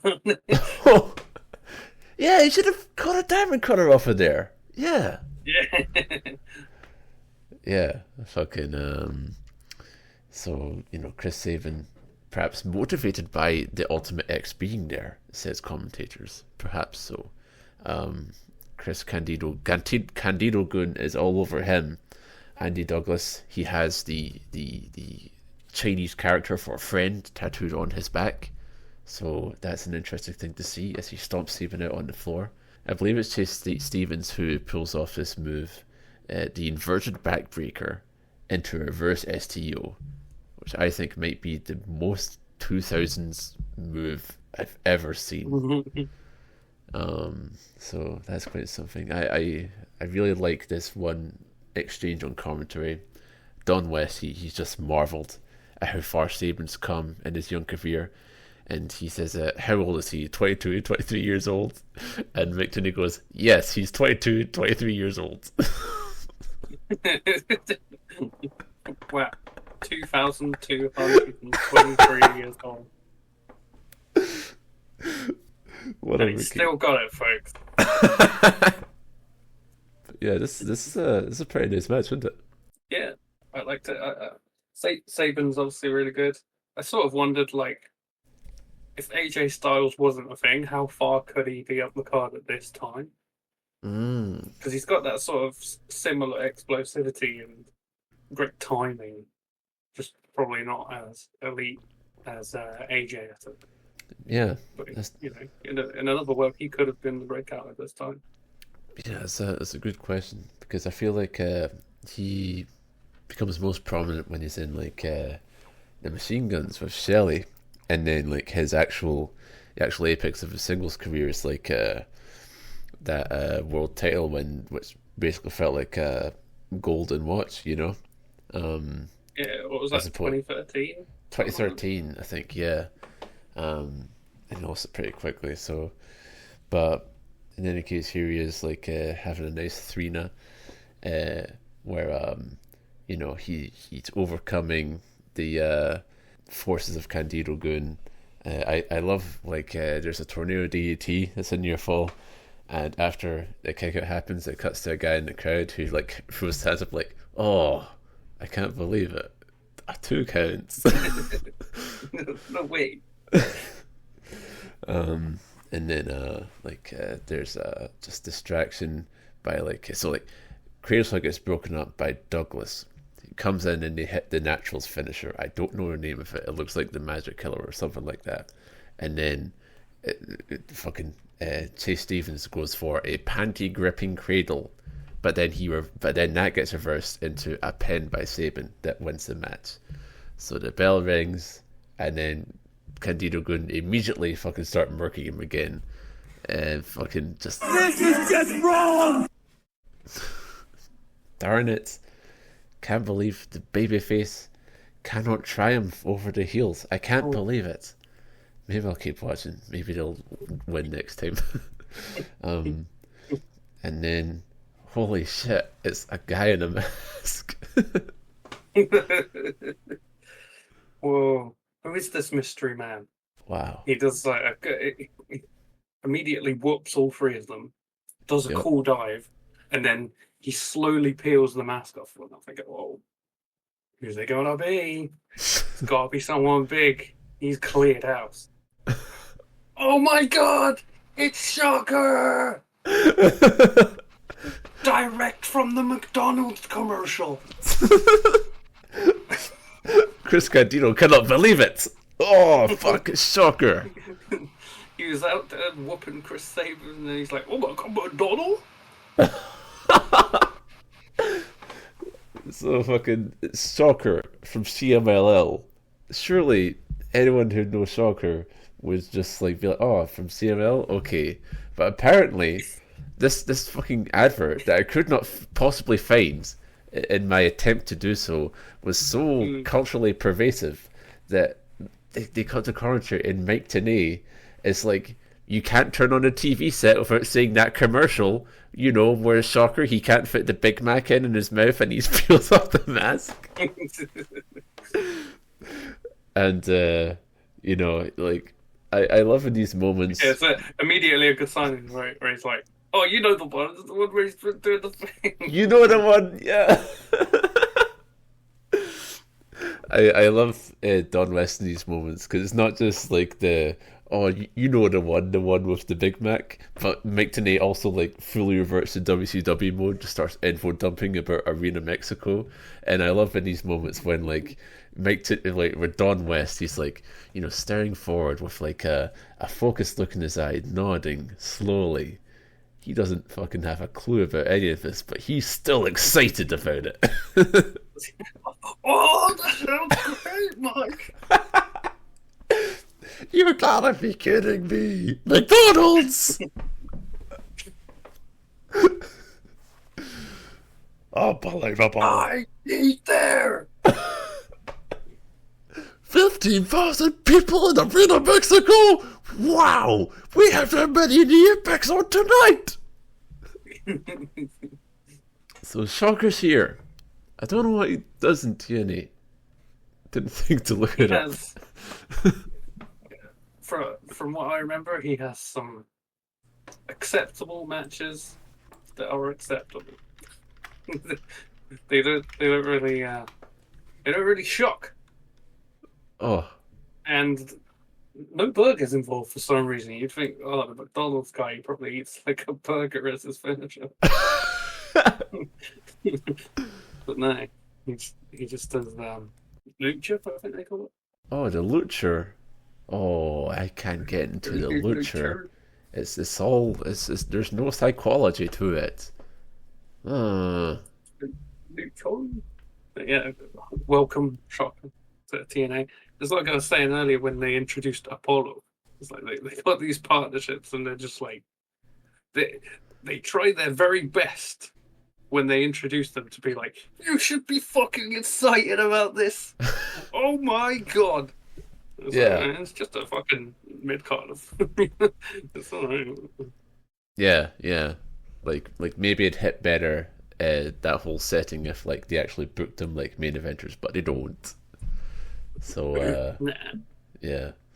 I remember that the last time I saw a Shocker match was like it was one from like, I'm pretty sure it would be this decade, and like fucking he so seemingly like I think the thing was like he had some sort of like plastic surgery, or either like maybe like some sort of surgery related to his face got fucked up, so he looks insane now, and he just kind of works like an insane man. Oh, nice. Yeah, fucking like I don't know if you recall what like Tsuyoshi Kikuchi was like in his later career after just being like a ghoul who has no remnants of his prior work rate, but that's what Shocker's like now. It's pretty nice. I don't know if he still eats. Oh yeah. The funny face, Kikuchi. Yes. Shocker's like that now. Yeah, he should get like, I don't know if it's possible to get like enough plastic surgery so that you look like a burger. But this was my proudest moment when I was in the burger commercial. I'm trying to look like burger because they do have those people who try and look like, you know, usually it's a woman trying to look like a cat. So I want to look like a cat. Sure. I want to look like burger. So Shocker, if you're listening, mate, and give it a go. Become Mayor McCheese. Oh man. Hold the mail.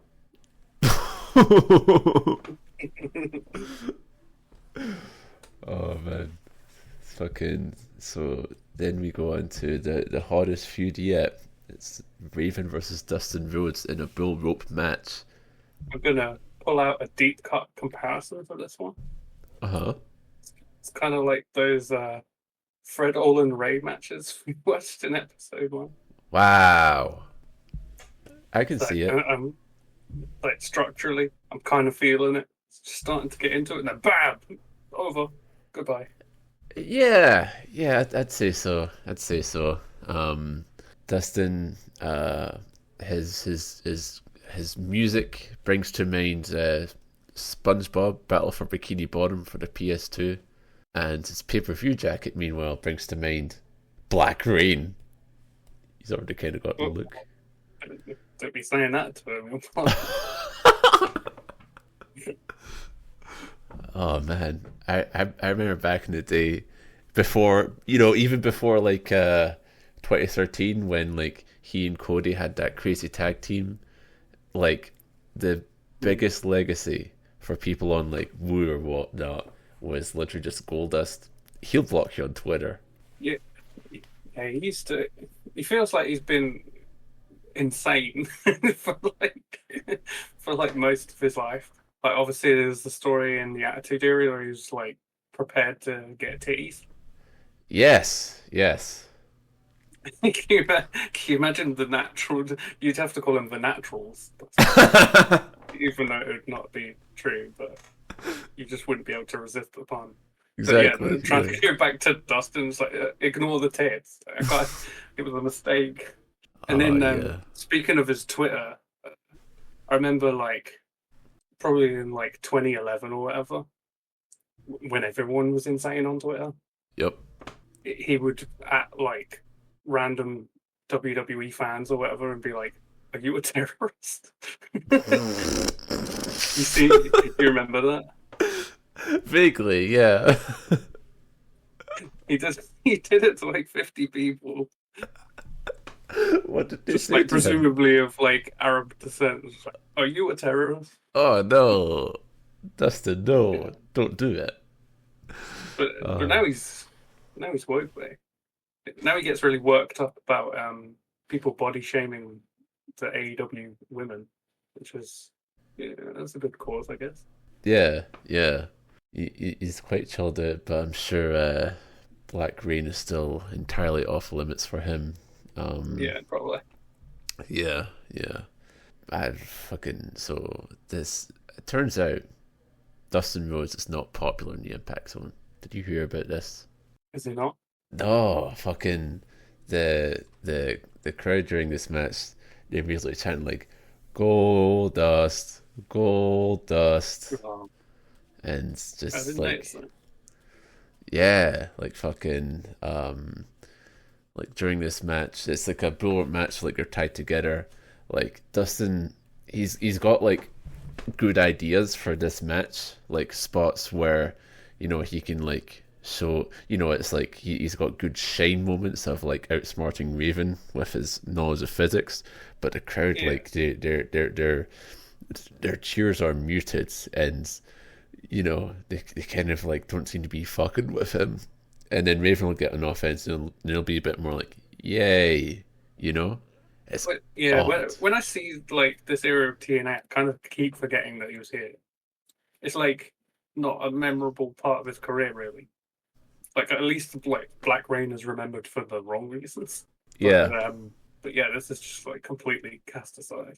Yeah. But I felt like, you know, this was like, I don't know, half of a good match or 2/3 of a good match. It's like, it's logical. He's a Rhodes in a bullrope match. He knows all the tricks. He's poning Raven for what feels like a pretty long time, and then Raven pulls off a reversal and gets Dustin to punch a chair. And I'm thinking, all right, time for the heat now. But then he just does a bulldog, and that's it. Yeah. There's a bulldog onto like the tippy top of the chair, and Raven is I don't know fucking if, like, finished. maybe there was time cut from it, or maybe they just didn't give a shit. They were just like, and then bulldog win. Okay. Yeah. It's hard to say, but yeah. I think my favorite spot was when like he like tied the rope around the corner such that, so Raven's in the corner, and Dustin has the rope tied such that like he like goads Raven into advancing towards him, and then when Raven does, he just like pulls on the rope and it just like whacks him back into the corner. I think that was the most creative spot I've seen in a bullet match. I really like all the leverage tricks in there. Yeah. You ever seen Dusty versus Randy Orton in 2007? No, is that good? Yeah, I like it. you might be hard pressed to find sort of people that did. But I liked it. Right, yeah. I bet that's just good. So Dustin triumphs over Raven with the Bulldog, gets the pinfall, playing his music. But wait a minute, there's Team Canada. Oh darn it! This is just wrong! This is just wrong! That makes 2 babyface wins, and they've both been interrupted 0.5 seconds in. Damn it! And thankfully, AMW comes in to make a save. AMW, the best friends of Dustin Rhodes. There's a big brawl with them ensues, and it's like, who is Raven? yeah. Raven Raven also feels like he's like, you know, there's a certain point where like his TNA run ceases to be really relevant at all. I feel like he's just kind of there. Yeah, I can see that. Although I feel like he fits there better than, or that I like his stuff there more than his ECW stuff. I feel like the ECW stuff is like material for the big documentaries on ECW more than it's worth actually going and watching, because they just fucking had terrible agenting and they're going forever. Yeah. He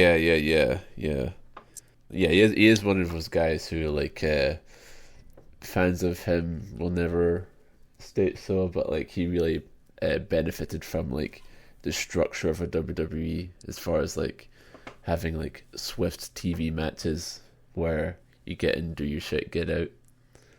Yeah, I like him as a mid-carder, and then once he's, you know, one of the top dogs, it's kind of a bit much, maybe.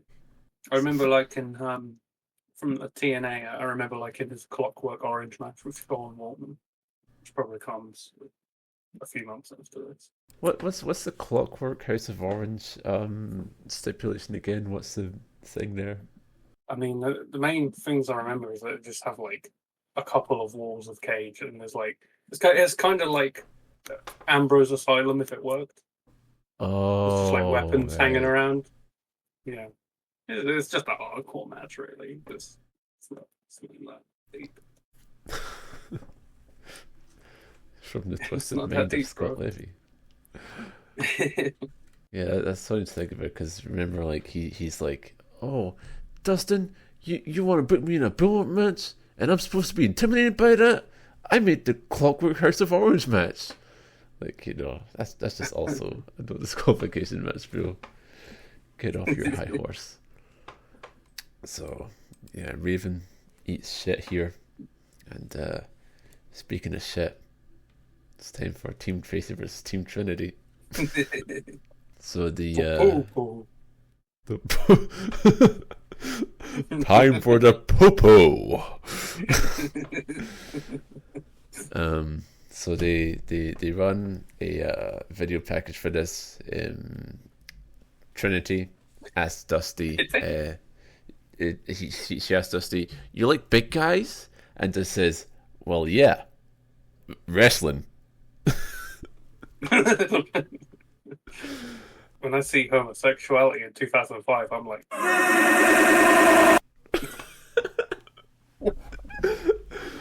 oh god. You know, the funny thing is that, like, I remember what was that like gay tag team in like 2002 TNA?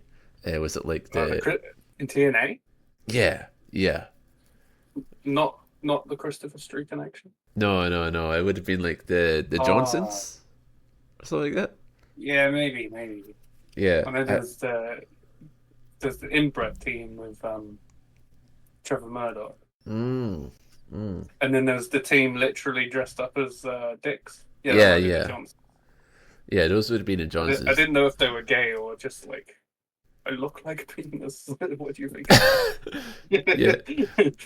Yeah, because I remember plastic surgery to look like a penis. I remember like reading in the big LOL TNA master post that Don West was homophobic towards the Johnsons or whatever. So you probably could find audio of Don West going, "This is just wrong. It's homosexuality." I fucking love the 2 Yeah, they're great. So Trinity and Tracy, they must not have been trusted to wrestle themselves, so they have their charges. Tracy has got the Disciples of Destruction, the Harris brothers, and Trinity has Phi Delta Slam of Big Till and Big Bruno. So yeah, they've got this going on here.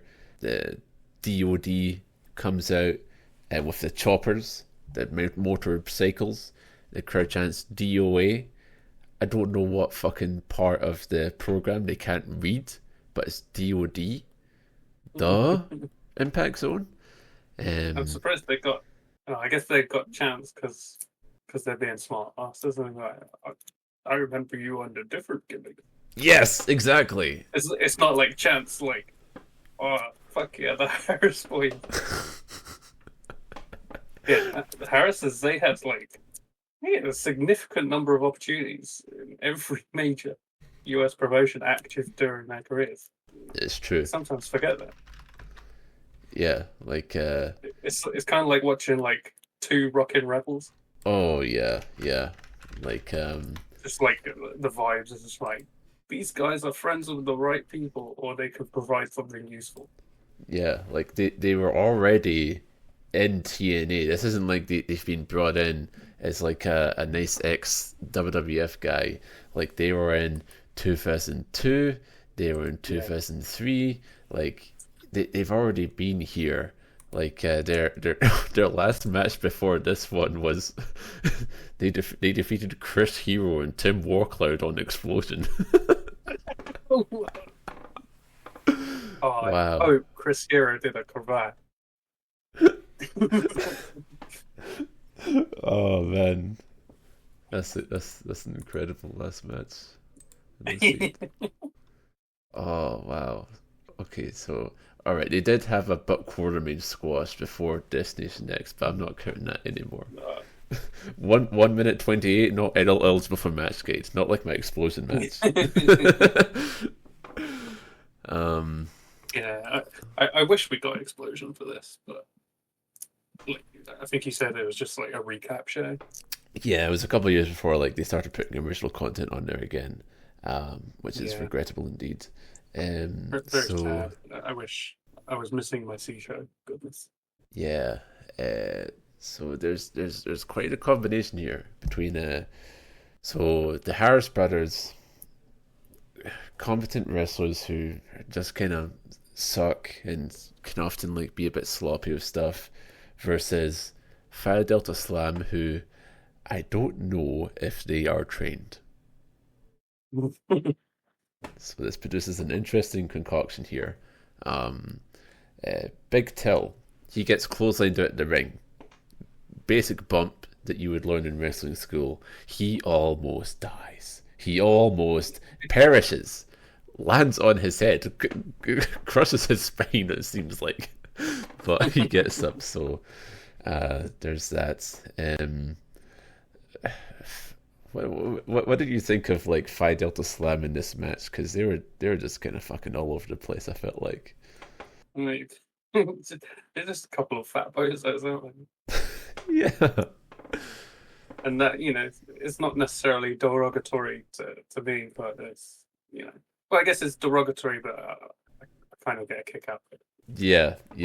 It's fine when they are squashing 2 dudes, but when it comes to a match, the Harris brothers are not the ring generals to corral them, I think. There's a moment where Don tags in, and he just fucks up a double team. He I think it's Bruno is whipped to him, and he kind of misses the whip, so he just drags him over to the corner. It's fucking fuck.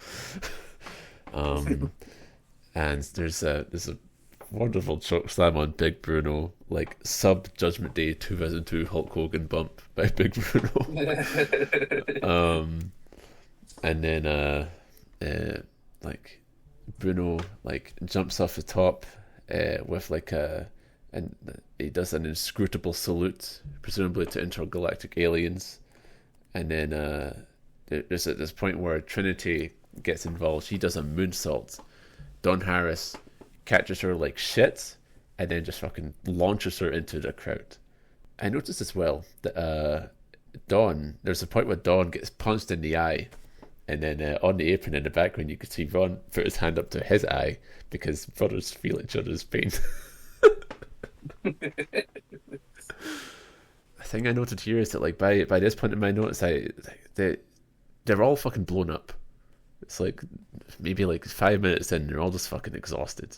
I really think this might be like the worst match we've watched for this podcast. I don't know what you're thinking. It's possible. I mean, it's possible. I think maybe it's premature to say this when we know what's following it.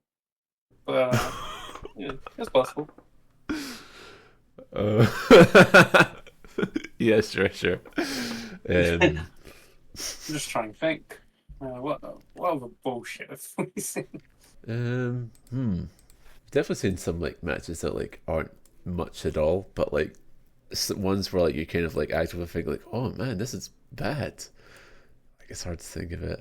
I mean, I guess XPW is kind of like and progress. Okay, the Thunder Bastard. Yeah, sure. Yeah, Thunder Bastard. Never mind. Thunder Bastard and like I don't even want to say the Supreme match where it just went into the smoky the smoke and then it just ended because I got such a kick out of that. But, yeah. Okay. Oh, there's also the Royal Rumble. Oh, yeah. Okay, Harris Brothers, you're vindicated. You know what? Tiger Ali Singh, that's his edge. Yeah. That's a good candidate. The Racismo match. Oh, I know VW had a couple for me as well. Yeah. But so bottom five, I'll say the bottom five. Bottom five, that sounds pretty good. So, Big Till goes up for the Hully Gully Splash. That's what we've mentioned before, where the big men go off the top Is for a this the splash. first time they called it that? I feel like I've heard it before, but maybe not. And it's the first time I noticed it. But yeah, he does the funny wiggle. Yeah, the ooey, and then does the splash. Which is probably enough to put it above, what was it, Ron Waterman versus Rob Conlon. Oh yeah, just the funny fat guy wiggle. And so Shuffle. So he goes for the pin, but the referee is distracted by Tracy, and I am up in my seat. I'm going, turn around, ref! Turn around! He does it! The whole guy's fast! But the ref doesn't heed my call from 20 years in the future. And then during the distraction, I can't believe this, man. The Harford do twin magic. And then so like fucking it must have been Don Harris who switched in. He gets up and then he big boots Big Till in the belly and he wins. It's like the shittiest big boot. It sucks a lot. Oh man. It's fun to actually to consciously realize like, oh, this is bad wrestling. This sucks. Yeah, pretty bad match, and I think the wrong person won. To me, Tracy was the lesser of the two. Trinity stuck it more, had more of a personality, more chemistry with Dustin Rhodes. I think she would be the better pick for a secretary to the director of authority, I think, personally. But anyways, now after that terrible match, we go back to the truck, Dusty's office. Dustin is there. I guess because he's Dusty's son, he gets to go there, just hang out in it sometimes. Johnny Fairplay, who was at the truck before, Yep. has walked somewhere else, who knows where, and he's gone, I'm going to go back to the truck, see what's going on. Oh, there are different people there now. It's like WWE game. If you're backstage, you go into a different area and re-enter the room. Oh, Tajiri's standing there now. Before it was the Hurricane. Johnny Fairplay is manipulating the game to respawn NPCs.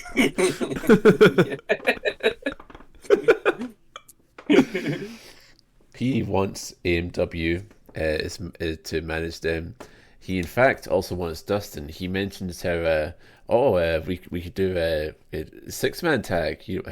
Trios champions. How does that sound? And Dustin, because he was WCW Trios champions with Big Josh and Z-Man, is like, oh, okay. Though he doesn't mention that, but I know that's what he's thinking. I know he doesn't. He didn't forget that belt, that prestigious belt he held. And then he mentions how, I've been on Survivor. So they do this thing. They're like, oh, okay, city boy. What about we do a Survivor challenge right now? And then they fucking humiliate him by riding him like a horse until he leaves. Yeah. The challenge. Yeah. To AMW and Dustin Rhodes, Did they set like... They didn't set like a time limit. Like, you must stay there for 1 minute. No, they just put a saddle on him and started throwing hay at his mouth. Yeah, I think they never had any intention of getting his managerial services. Yeah, be a star. That's what I'll say. Now it's time for the Trytan video package, and perhaps this is like a message that you saw. There is a soul that walks among us, who resides without and within, possesses the power to shatter illusions, alter futures, create new worlds, and his desire for certain pleasures is part of his pain.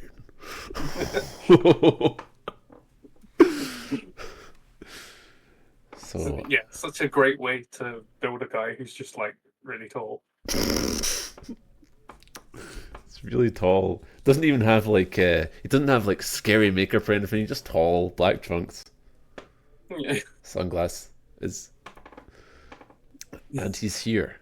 He wants Monty Brown in the ring, and he's got it. Yeah, Monty Brown. I noticed that he must be a big Travis Tritt fan, because during his entrance, he looks into the camera and he goes. Around like some old hound. The alpha male, like a predator from the Serengeti. Holy shit.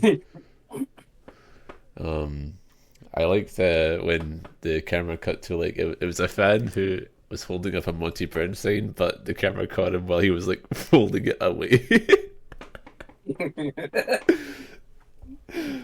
I won't be needing this anymore. So Trytan, he is pretty tall, isn't he? Yeah, he is really tall. They start this match off. So tall that perhaps it shatters illusions. Man, alters futures. It's hard to say. You know, when an MF so tall creates new worlds. Well, you know what I'll say is Trytan, he tries for a gorilla press and he fucks it up, and the crowd then start chanting, "You fucked up," and I gotta say, 3 seconds into the match, basically. I gotta say, my desire for that pleasure is part of his pain. Because goddamn, what a fucking way to pay off like a month-long build. You just immediately fuck up a move and the crowd just gives you it. Yeah, huge Gabbo push, and then he just fucking shits his pants. They're on the outside.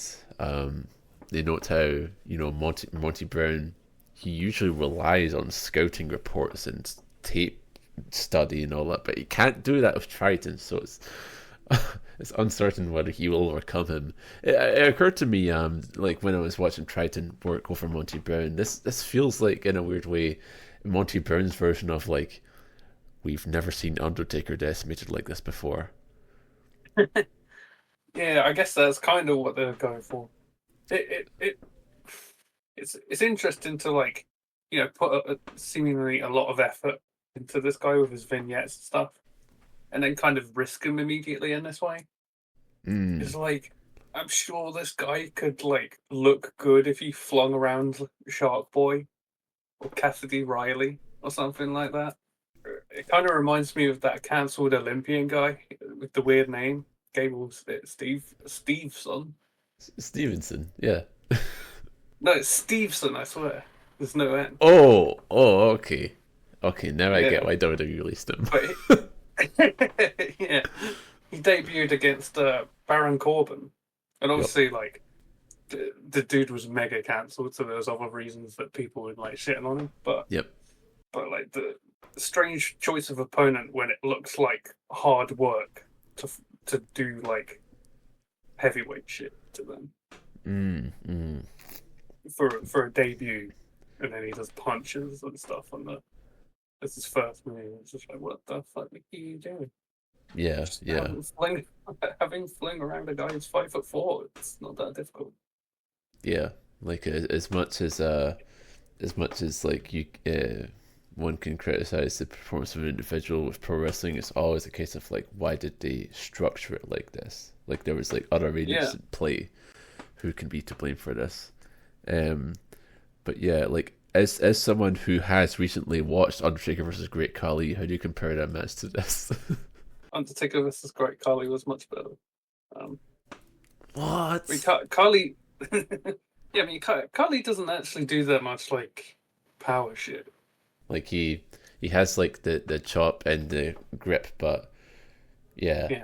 And Undertaker feels like he's determined to make it work.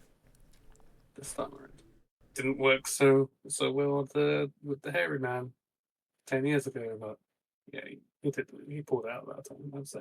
So Trytan, he does do a lot of power moves, like the choke slam, but he can't put away Monty Brown.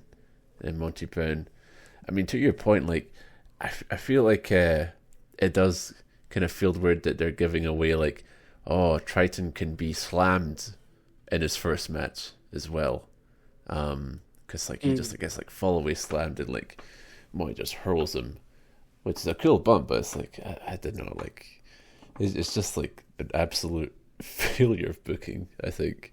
Yeah, why did he not get a squashy? I don't understand. Yeah. Like literally like 4 straight weeks of like him showing up and then disappearing, like just odd.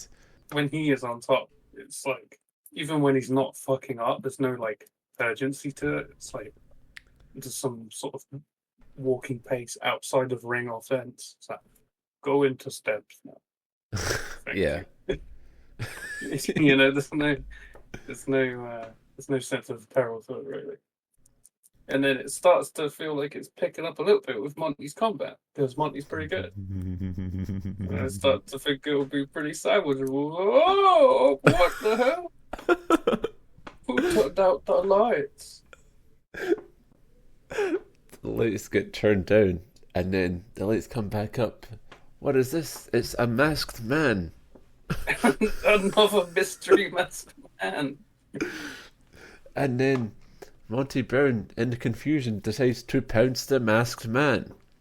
And he covers this masked man, who is less tall than Trytan, and the ref's like, okay, 1, 2, 3. And then... they play his music and everyone is confused. And then it cuts to the entrance ramp. And there's Trytan. He's fooled everyone. Whoa. He's done it. He has done it. Now the mystery of Trytan is even more mysterious. He knew he was about to get posed, and he had the upper hand psychologically, Don West says. Do you know who the masked man was? No. It was Dennis Knight. Oh! Midian! Yeah. What the fuck? Why didn't he just run Midian versus Monty Brown? Yeah, that would be much better. Why would Twisty's brother do this? Come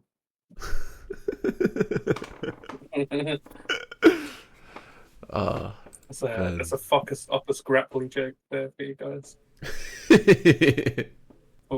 For our loyal fans.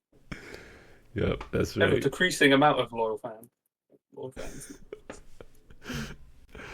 Yeah. Oh man, fucking. I can't believe this. I'm looking up Finney Saigon on cage match. He never actually did a TNA match ever. Did you just like work backstage or something? What the hell? That's crazy. Maybe. maybe that's his tryout match. Take pounds. Get pinned. That's pretty incredible. And Trytan, he escapes. He was about to lose, then he teleported. So that's pretty alright. And then from there, he goes on to obscurity in TNA. His last match is Chris Harris and James Storm defeat Simon Diamond and Trytan in 4:47. Simon Diamond. Yep. Yeah, yes, indeed. I remember reading that he has a WWE developmental run after that. Yes, he goes to OVW. In fact, I'm reading here that one of his squashies is against Mikey Batts, TNA legend Mikey Batts. They should have just ran that match in Impact. Yeah, right. I know. It's been nice. And don't know if it was Squirm at that time. It probably would have been, honestly. So his name in OVW was Titus, except spelled with a Y. Titus. And then he has some dark matches on Heat, where he defeated Val Venus. He also defeated Funaki on a SmackDown dark match. Wow. So he was being set up for big things, as you can see. Although he did not win the OVW heavyweight title against people like Paul Burchill and Chet the Jet, I'm sure there was plenty in his future. So I don't know why he's not the biggest star right now. It's one of the great what-ifs of wrestling history, I think. Yes. Indeed. No more questions answered about Trytan here on Destination X. That was Trytan. Yep. And illusions shattered. New worlds created. Futures altered. Thanks to Trytan. He is playing Minecraft. So now we go back. We move on to DDP, and he sounds like this. Because he is doing the yoga, but he sounds like he's doing the poo. Because I would say perhaps yoga and promos don't really go hand in hand. No. He's in great shape. We love it. And now, time for Abyss. Yeah. He's in less good shape. We love it. Yeah. Jeff Hardy, this is Abyss. Falls Cat anyway. And I was glad that this match came along because it felt like the show was just kind of getting progressively worse and worse by the match. This is a final assault. False count anywhere, don't forget. Don't know what the fuck that particular tagline means. So, like, against all odds, they had a match, a ladder match. Abyss threw Jeff through some shit, and it was all to grab an A3 piece of paper that had contract typed on it in lowercase. And Jeff Hardy was fucking pissed what was as that hell. contract for again? I have no clue. It's probably a title shot. Yeah, because I think they run at Lockdown, the next pay-per-view, they run AJ vs. Abyss, which was a fucking classic. Yes. And I think that's for number one contendership. Okay, yeah. Number one contendership, NWA World Title, Full Metal Mayhem match was what Jeff Hardy and Abyss was. Yeah, they show lots of clips on that. It's pretty sick. Yeah, and then they just start playing Modest to the Top. To the top. It's just the music video of Modest, and they just start playing it. Cool. Fucking I do love like I feel like there are versions of this song that don't have that. Like the earlier TNA use of it has this more like the big driving. It's pretty nice. It's interesting as well. Like clearly, it was probably like a favor to Jeff Hardy to actually include it as like a video package song, because it feels like it wasn't naturally structured for it. It feels like they had to kind of fuck around with it, because it'd be like a verse, and you know that normally another part of that verse would come. In this video package, it's just like it goes instrumental. Yeah. So some interesting editing going on. Do you think Mike Tenay and Don West enjoy Modest by Jeff Hardy? You think they like that song? Oh hell yeah, they do. Who would not? Quite interesting composition here, don't you think, Don? Then here comes Abyss with the Abyss theme, the best presentation ever.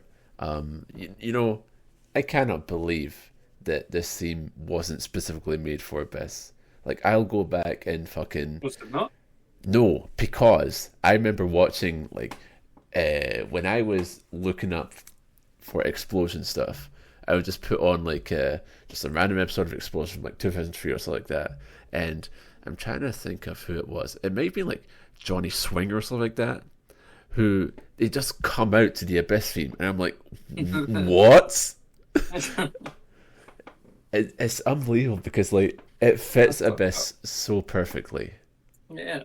And, like, you know, he comes out, he's got the fucking chain, does the Abyss pose. It's iconic, and every single fiber of it is perfect pro wrestling to me. And I'm immediately fired up. This is wrestling. This is TNA cross the line to me. And then I've also got Modest again because Jeff Hardy comes out. He's got the pink forehead. What do you think? What do you think of that look that Jeff Hardy does? I remember it in 2002 as well, where he just like paints his head. Yeah. Usually he does like the luminous green. I guess this would be a kind of luminous pink, but it kind of looks a lot stranger. Just kind of looks like he's got really bad skin. Yeah. And it's interesting too, because like, you know, usually if there's like two sets of like multiple armbands on each arm, but this time it's just one because the other arm's just like pink. Just like dunked his whole arm into that like tin of paint he had. Then during Jeff's entrance, Abyss grabs a chair, tries to go for a shot, but it fails. And then immediately, crowd is like, Hardy sucks.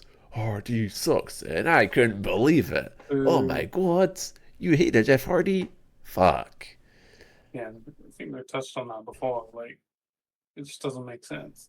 Yeah. To the modern eye. Maybe it made sense to the people then, but come on, Jeff Hardy, come on. Yeah, like I think this is probably the start of like Jeff always just having like a portion of the audience who think of him as like a big fuck up, and like, but you know, he's still really good in the ring, so I choose to ignore that part of his personal life. Wrestling is a big competition of who is the best at like being a fuck up but still being cool. Exactly. And Jeff Hardy is at the forefront of that competition. And you know, he does have like some supporters, like Doug Oils. Love him, and so the crowd is damn divided on this. They go to the outside because, as we said, falls count anywhere and pain is felt everywhere.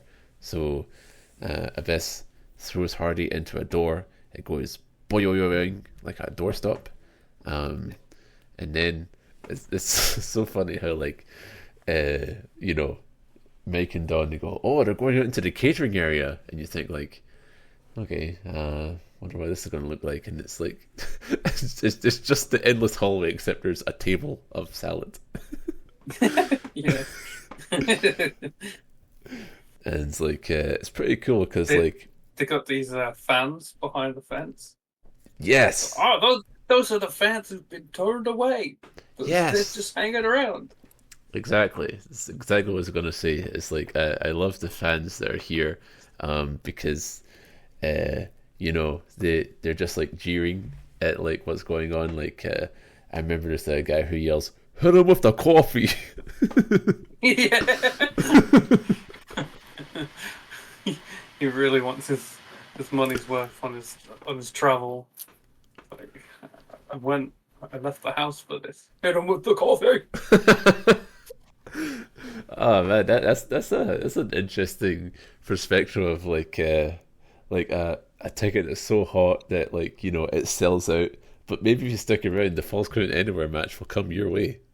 Yeah. So then we the big high spot of this section of the match is Jeff decides to do some Spider-Nate web shit from the girders of Universal Studios, and just as a big swanton through table. Oh my god! You know, off these like vague metal bars that form an X, it's hard to tell like what purpose they're serving, other than platform for which Jeff Hardy can do a sick spot from. Yeah, I think that's what the architect planned out.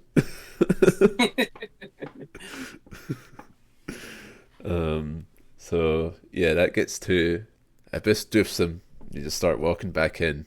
You know, it's a nice graceful walking brawl here. There's a crotching on the guardrail, and Don West goes, "Yowza!" So he empathizes with the dick pain. So now Abyss gets a second chair. So there's 2 chairs in the ring now. And it's interesting because they start really going in on like, because like he's doing the spot. He's putting the chair, stuffing it in between the turnbuckles for a spot, and his back's entirely turned to Jeff Hardy.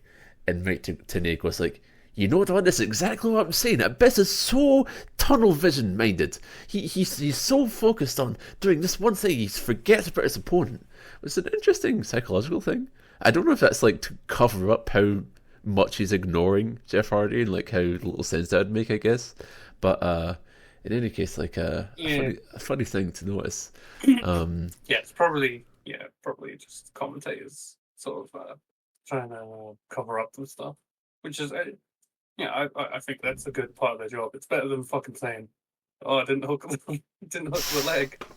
Yeah. Make it look like dickheads.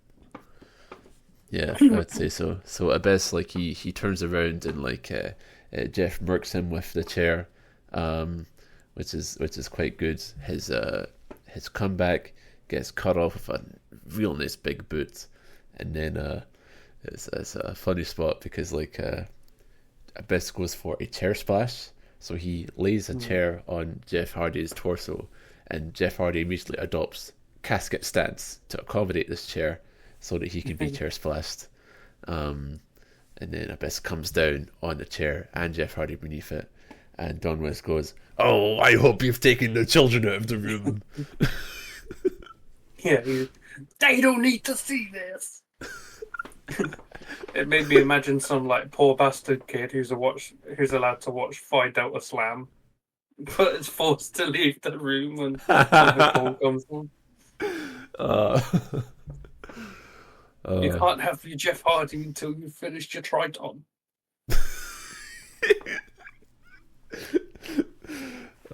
So Abyss's elbow is cut open. It's unclear how that happened, but it's looking pretty cool. He tries for a chair-assisted earthquake splash, but Jeff counters by like rotating the chair that is on his body to murk the penis. Penis. This is pretty good. Then he like just chair shots Abyss right in the head a couple times for 2, and I think I have PTSD because the crowd says we want tables, and I'm like, no.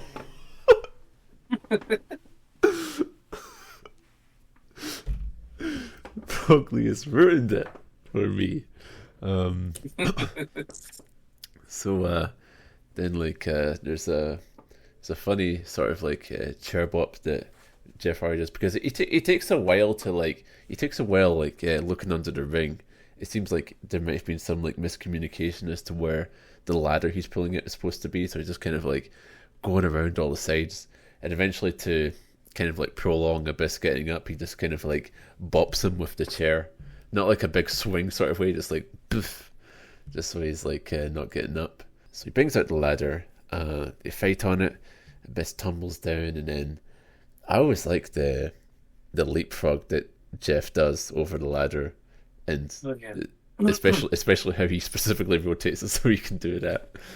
And yeah, people chanting TNA, DW's going nuts. Yeah, I feel like the people who were booing Jeff Hardy at the start kind of quieting down pretty quick. Yeah. You see him like doing Jeff Hardy shit, and it's like you're gonna shut the fuck up eventually. Yeah, it's undeniable. So he gets up and then tries to go for a twist of fate, but then it gets countered into probably my second favourite Abyss move, that shock treatment, that big old muscle buster type thing where he like kneels down on it. Fucking, I love Abyss's facial expressions. He like, because you know a lot is made about like people who wear masks, but still put forth so much. Abyss might have it a bit easier because he has like the eye free, but it still feels like he like is able to convey so much without all of the face. Like fucking when he's selling, it really feels like he's someone who like is in agony, but who likes it, you know? Yeah. Like just always shaking like so much fucking pain off. It's just a delight to see. And then he does such a good chair spear on Jeff Hardy for a 2 count. And then like he he goes out and then pulls out a table, and while he's bent over pulling this table out, one of the fans just gives him a pat on the back. Good job, lad. That's what we want. Tables. Way. Oh man. And I liked like maybe it's the kind of commentary covering up again, because like Abyss brings the table in and he lays Hardy on it, takes a while with it, and then Dunwich goes, "Oh, I bet Jeff Hardy's just got to be laying somewhere because his mind is too clouded to realise it's on a table."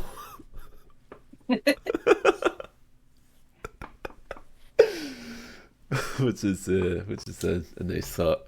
And then Jeff, he's trying to fight out of his table spot, removes his shirt. We love it. But then, oh no, fucking insane powerbomb off the corner through the table. Fuck.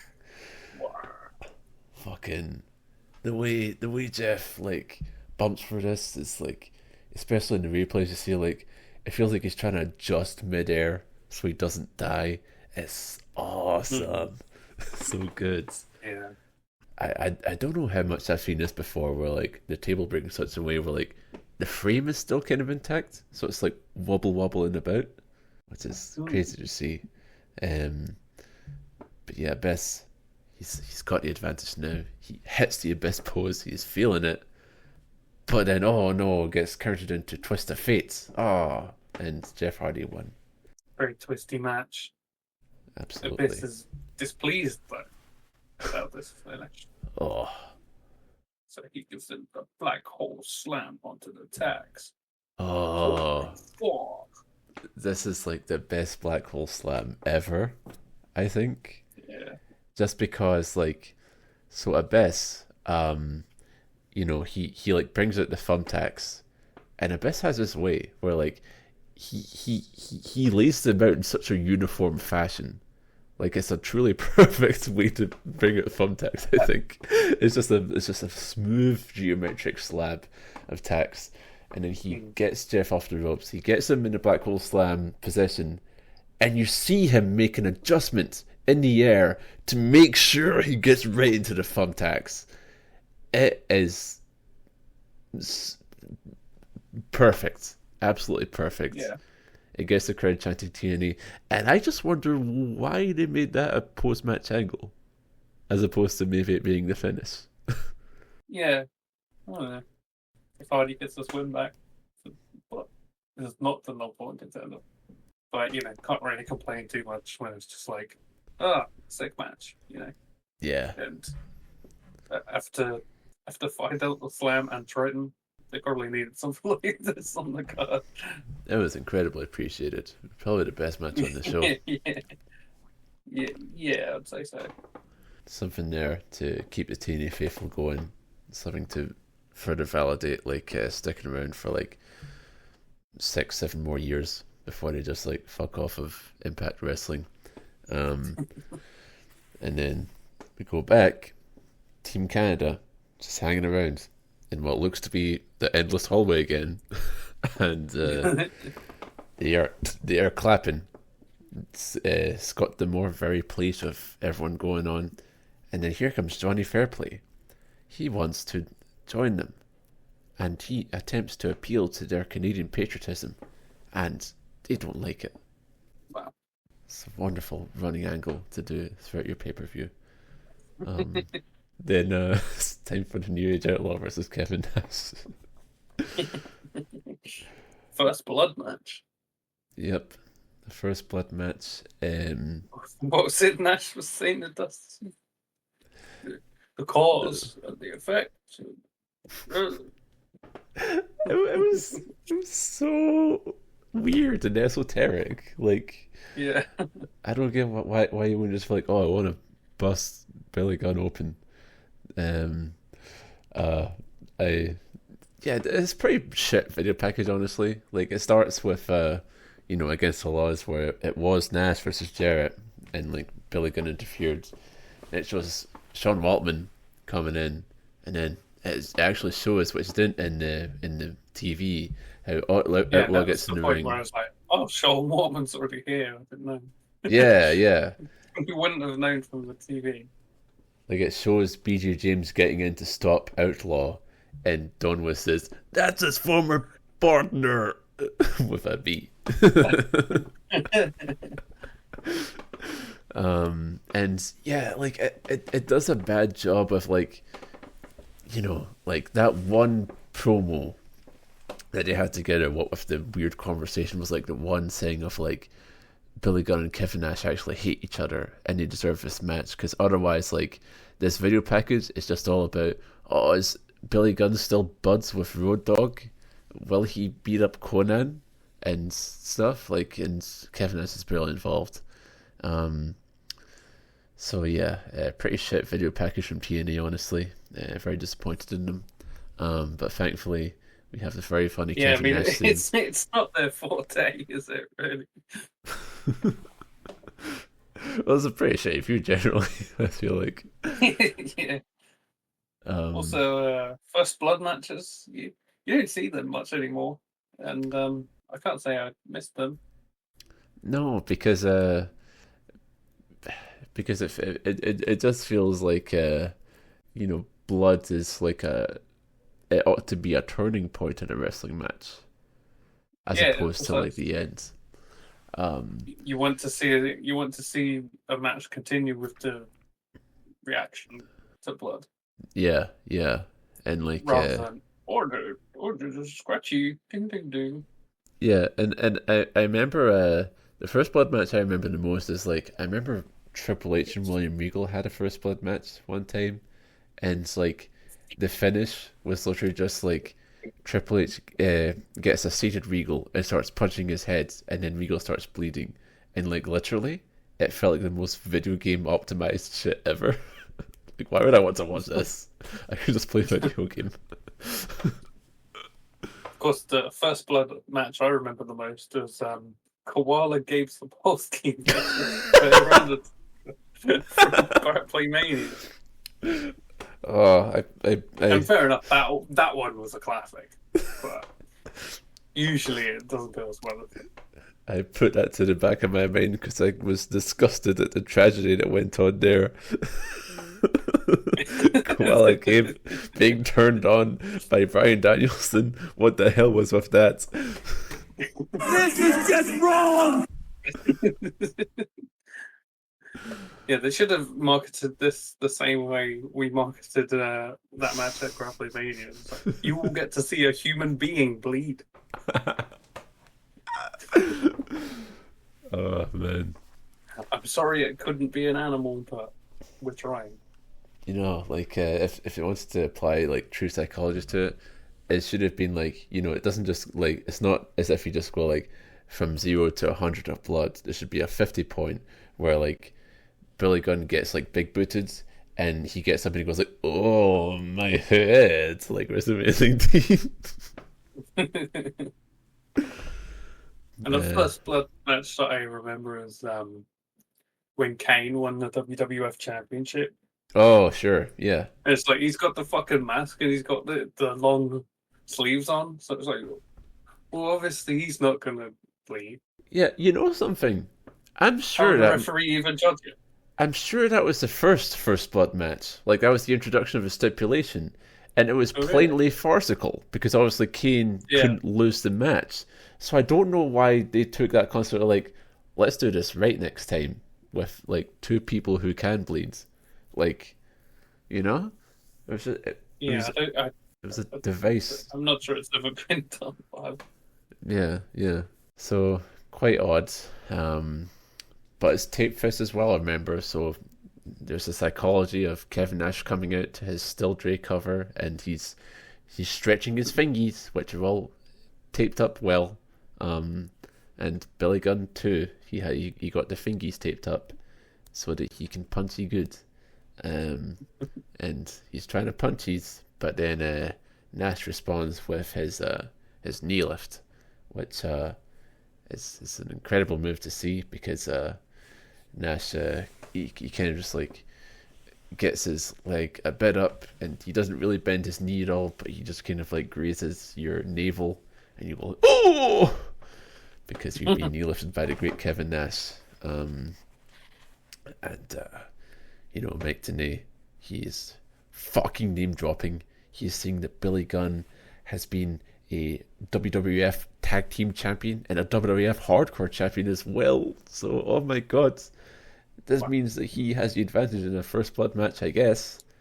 And fucking man, Billy Gunn, he works the leg. He drapes Nash's leg across the girders of the Ultimate X, thus revealing Kevin Nash's tiny booties. And he, you know, puts the leg against the post, and Nash goes like, ah. And then, what did you think of Billy Gunn, the part of this match where Billy Gunn attempts to murder Kevin Nash? What do you think of that? Yeah, I guess that was my favorite bit. Yeah.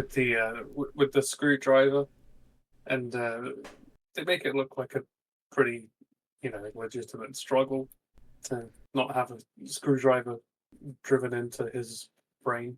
I feel like the whole match should have been like that.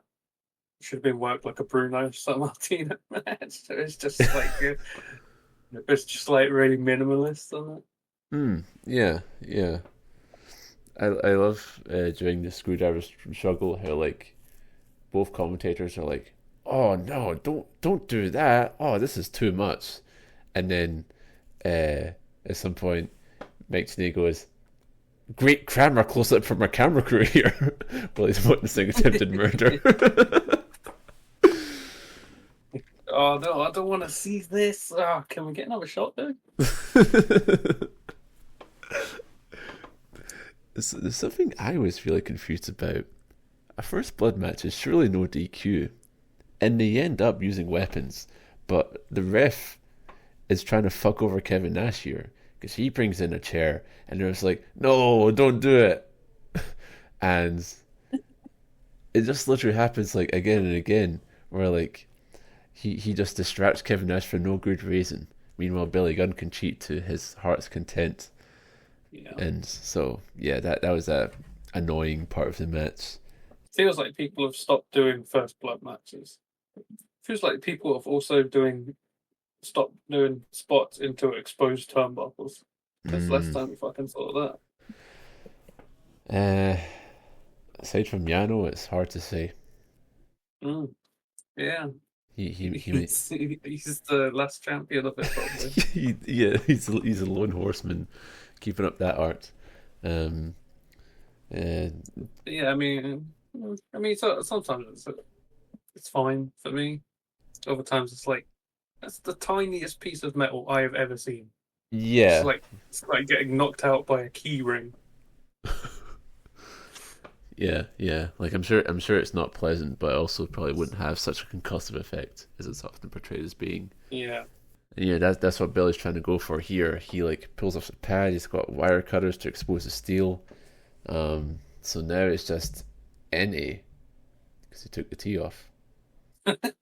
So this gets turned around on Billy Gunn.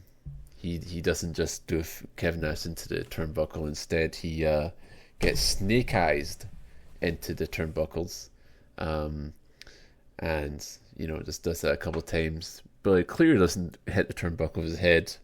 Wrestling is fake, but this is treated like, oh, maybe he will bleed off this now. And then Kevin Nash punches him a bunch, and then oh fuck, the ref got knocked out at some point. So Billy Gunn is busted open. He's got a crimson mask on him, but the ref is out. And I know exactly what is going to happen. Jeff Jarrett, oh no, he comes out and bops Kevin Nash with the belt. And then a turdy Daggett is here. He's got a doctor in white coat and who speed runs. He speed runs cleaning up blood. And like the ref is out for like 2 full minutes while the doctor is like not just cleaning up with blood but seemingly trying to seal the wounds too, and the commentator going, this isn't right.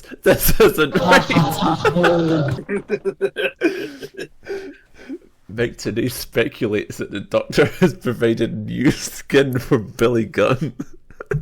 He's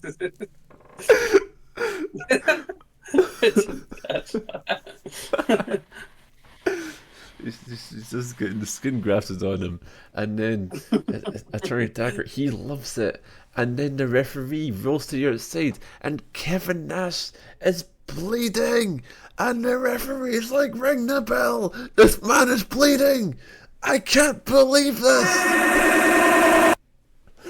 Billy Gunn wins, and Billy Gunn is still bleeding. He didn't really clean up his blood that well. His 30-second skin graft didn't really come off.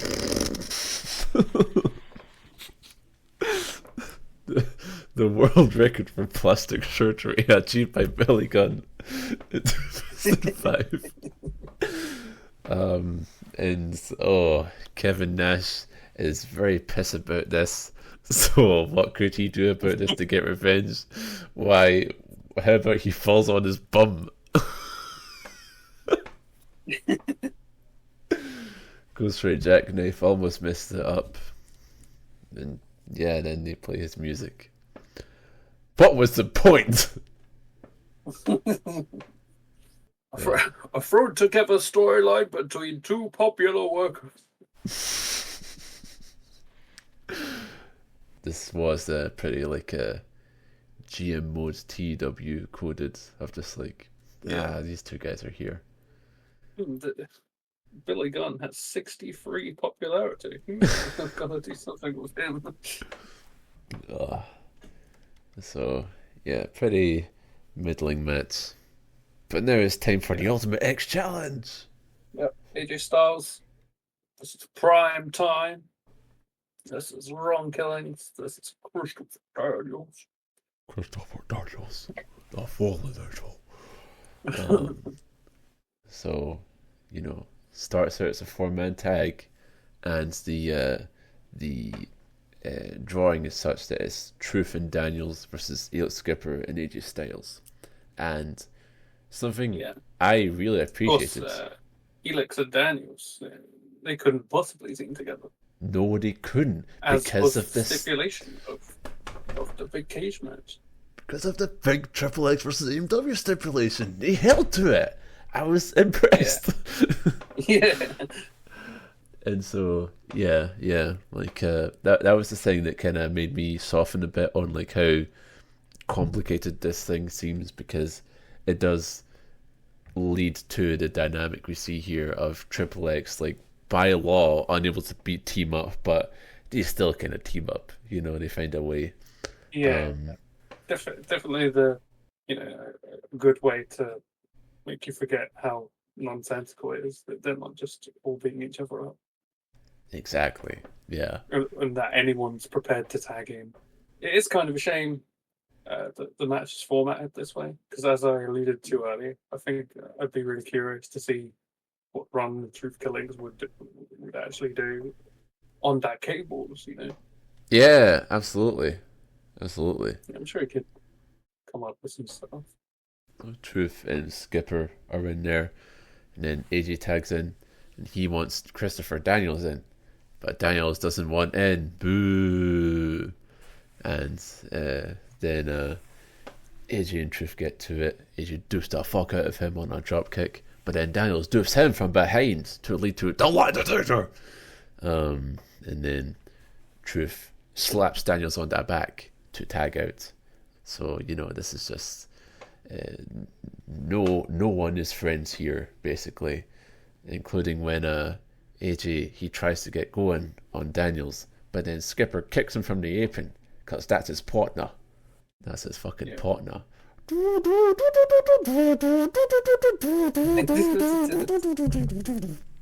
No. Another just fucking classic team. Yeah. So then, something I like is Christopher Daniels has that, like, he does that Koja clutch setup, where like you like get a guy down with a reverse STU and then you like fucking like wrap your legs around, but he doesn't actually get the Koja clutch off. But because of how like active and moving around like he is during that, he really smoothly segs into a crossface, which I quite liked. Then then there's a springboard moonsault, and then AJ tags in Skipper in a hostile manner, and Skipper and Truth are going after each other, and Daniels breaks up a pin between the two of them, because I'm sure it must be because Skipper's being pinned and Truth is pinning him. So then it's like, no siree. So then Truth murks Daniels, and then AJ dives on him, and then Primetime murks Truth with the sudden death. So Truth is fucking out of there. Get out of here, R-Truth. You will never claim cable. Probably the ideal way they could have done such an odd idea, I feel like. Yeah. And so now it is Primetime versus AJ versus Daniels. Basically a damn handicap match. But the thing is, AJ is going at it with Elix, and then Daniels, he actually hops onto the wire and goes into the center. And the way they say it on commentary, like AJ and Elix are like, what the hell he doing? He can't get that belt. It's not the one-on-one yet. And then, oh my god, that's a huge ass moonsault. Oh, I love the misunderstanding between Don and Mike. Don's like, with his like marble mouth, he's like, I see what Daniels has in mind here. And Mike's like, you do? yeah. Don has to clarify, no, I said, let's see what he has in mind here. It's like this misunderstanding, bickering as the 6 spot is happening.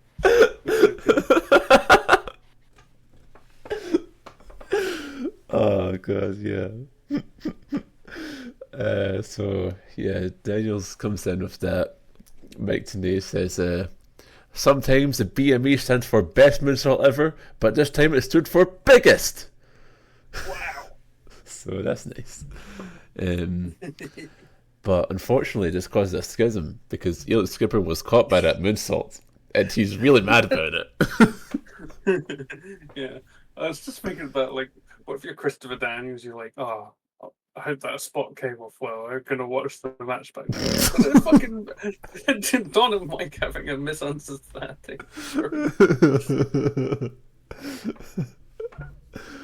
Oh dear!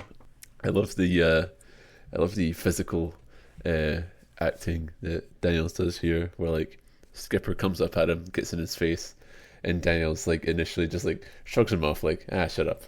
But then Skipper's like real mad about it, so like he like tries to calm him down, like he's like doing the X gesture, like hey, we're Triple X, remember, we're boys. Yeah. And then he lariats him and points to his head. Oh. Very good stuff.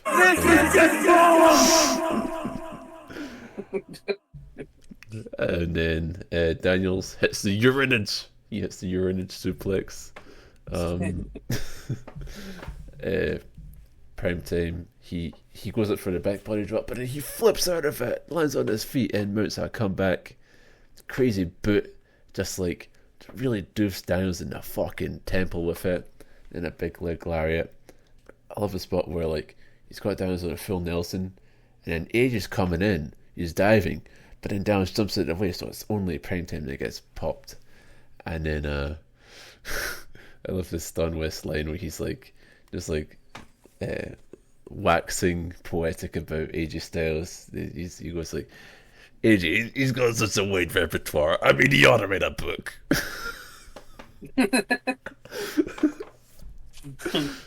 AJ Styles' book of sick moves. So, I love when they start doing all the cable stuff in the Ultimate X. All that fun stuff where they're like, the entire impact zone is like just like jumping around and they're collectively like, yo. Yeah. It feels like the perfect setting for that kind of thing. Yeah, it is so pure.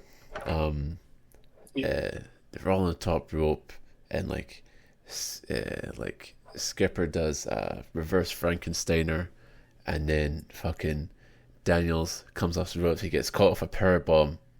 It could have been Rana, but it wasn't this time.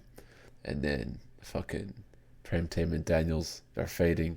AJ, he goes on the wire, and this is insane. Like, I think the X factor in Ultimate X is that like there is like, even with these guys who are the standard bearers, the benchmarks for like what is like the current sort of environment of like this like universal standard of athleticism, where like everyone can dive, everyone can do this and that like there's still just like this tension of like, oh fuck, is he gonna be able to pull this off? And maybe he kind of like it's okay.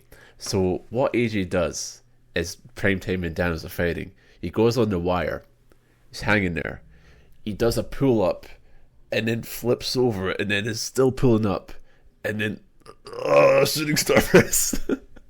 And like, yeah, I would say he like 70% hits it. Yeah. And it's insane to see. It's still cool, yeah. Yeah, exactly. Like, seeing someone like... It just seems like some of the most draining things that you'll see in wrestling. Like, legitimate, like, acrobatic stunts. Yes. He did a gymnastics sequence like you see at Olympic. Except it was to hit Christopher Daniels or something. Really cool to see. Yeah, now it's AJ's time to murk. He does a suplex into a neck breaker. That should be in his book. And then he tries to go for a Styles Clash, gets interrupted by Skipper. The Cabrera DET, he tries pulling that off. Doesn't quite get it, but like he gets blocked by sudden death anyway.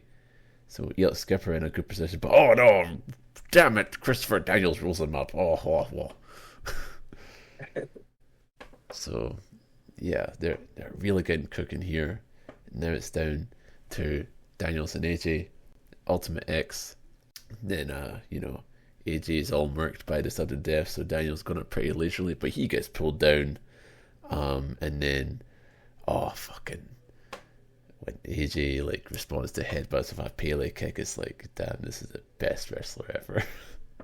He's so good at the Pele kick, and I'm fairly certain this might be the coining of his big nickname, because Dunwith goes, he's phenomenal. I think I'll use that word to describe him now. Phenomenal. I thought that predated this, but maybe Don invented it. Maybe he forgot his prior use of it, perhaps. We get into if Don's like, I think I'll use that word. Jeff Jarrett's like, well, yeah, I fucking told you to. Oh man. Now we're in the point where it's a race now. They get on the wire, they race there, and they don't get the belt yet. And I quite love it. I just love all the ways they end up approaching it, because they do it a lot. I want to say almost 10 times they do it. So they keep exploring these different avenues of it. They're both up there. Daniels gets doofed off, so he just desperately dives up and just spears AJ down. And then they go up again. AJ's putting Daniels against the girder and just kicking him. But then that's big STO. Oh my god. Off the top. And then after that, Daniels gets up and he goes up the wrong side because he's dizzy. There's no girder there. Oopsie doodle. And it was so sick when they're both there, and Daniels he does a body scissors, so they both just drop down into mount. And then oh my god, the referee has been knocked down. Oh no. Oh, yeah, no. I would say we get a formatting fail here. Because to do this directly after the first blood match was just kind of come on, guys. Oh, fun. Yeah. Also, so this ref bump happens where AJ and Daniels are up on the cables again, and there's a nice struggle towards the center until they both fall. And it is the perfect camera angle for you to be able to clearly tell that neither man fell remotely near the referee. Oh. But the referee kind of has to go ooh, ha, ha. That rolls out the ring for a bit. The impact of these super heavyweights just caused a tremor that referee Thomas could not withstand. And so, yeah, the referee's down. AJ, he finally gets the belt. And then Christopher Daniels, he hits him with the angel's wings, and then lies down with the belt draped across his chest, as if he has won it. And referee Thomas, he's stupid, so he awards the match to Daniels. What a troll job. Oh, damn it.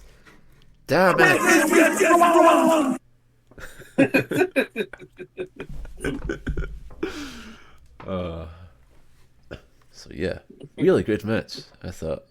Yeah, I was a bit worried when they were fucking galaxy braiding the stipulation, but it went about as well as we could. Maybe finish with but As I said, Christopher Daniels fits so much better in this than in ROH, and AJ obviously one of the best. Skipper, one of the best too, in R-Truth, as we said. I would have liked to have seen him in this more, but it is what it is, and what we got would have gone to the top of the cables and done a split. A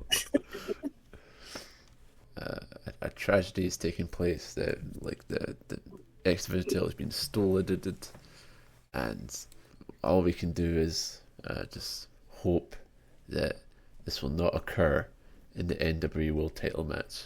While we confront ourselves with that, Johnny Fairplay has made an acquisition.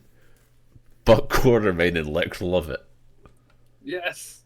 The best tag team in the business. He goes up to him and like it's doing his usual thing, and they're both just like, "Oh, you're signing us a contract? You're paying us? All right." So yeah, Johnny Fairplay almost doesn't know what to do with this acceptance. He's got so used to being the butt of the joke. He's like, "Oh, you don't want to have a shit in my bag?" I have my bag right here. You can sit in it if you want, but yeah, okay. I will tune in to Fox Sports Network for the follow up to that storyline, certainly. Yeah. So now it's time for Jeff Jarrett versus Diamond Dallas Page in the ringside revenge match. Is it time? Perhaps. We'll see. Ringside revenge. Definitely not lumberjacks. It's not lumberjacks. Don't ever say that. Shut up. Don't mistake Monty Brown, Free Life Crew. Don't be thinking lumberjacks. No, Larry Zbyszko, not lumberjack. The Naturals, no. So there's they really frame it like all the policemen in this match are victims of Jarrett and his misdeeds, but also Chris Candido Goon is here. So there we go. Yep. So DDP comes out and Jarrett comes out, and there's a fan cut to that's passionately yelling at Jarrett, "It's time! It's time!" So, damn, DDP got that shit over, and now it's time for the debut of the man with the muffled audio, GB Jeremy Borash. Yeah, it's been here the whole time. We touched on that before. That during most of the entrances, you can only just about hear that he's like, doing ring announcing. Yeah. But for some reason, it's just like.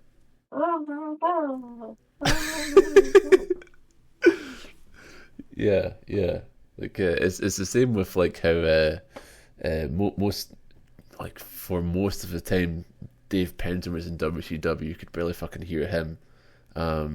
You never like patched him through to like the actual like live mics for some reason. Yeah. But yeah, he does the proper championship match announcements here. Looking good. Jarrett is he's scared by DDP.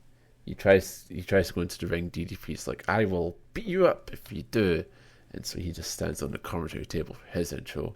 So he stalls a lot, and then he passes by Free Life Crew, who are not lumberjacks, they're policemen. So instead of beating it up, you just go like, "Hey, get in that ring," and he's like, "No."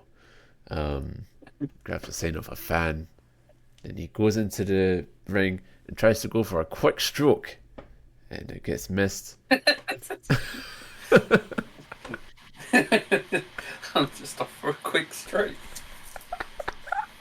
And then DDP tries for a diamond cutter. That was like my second note in the match. Quick stroke. Yeah, because it's quite a bit of stalling. It's quite a bit of stalling. And then he avoids diamond cutter, rolls to the outside, and then what's this? He confronts Monty Brown. He pokes him in the chest and said, "That's why I'm champion. You're nuts." And then Monty he goozles him, and this allows DDP to murk. It's interesting that they would show Monty Brown there. Huh. So then DDP gets him back in. He's shoulder blocking him, clothesline out the ring, and then he throws him into that commentary table, and then fucking gets him into the crowd, starts bopping him with a garbage can. Mike Tenay says, "Oh, referee doesn't want to stand in a count out. Let's give him a little leeway out there, Don." So, that's why they're just basically doing a Falls Count Anywhere last year. And then they go to the Spanish announce table to also do stuff here. DDP, he sees a dude walking with a crutch, He just fucking takes the crutch from him and uses it. It's crazy. They would do that. He then grabs a swivel chair from the Spanish news table, much like the one that I'm sitting on right now. He uses that.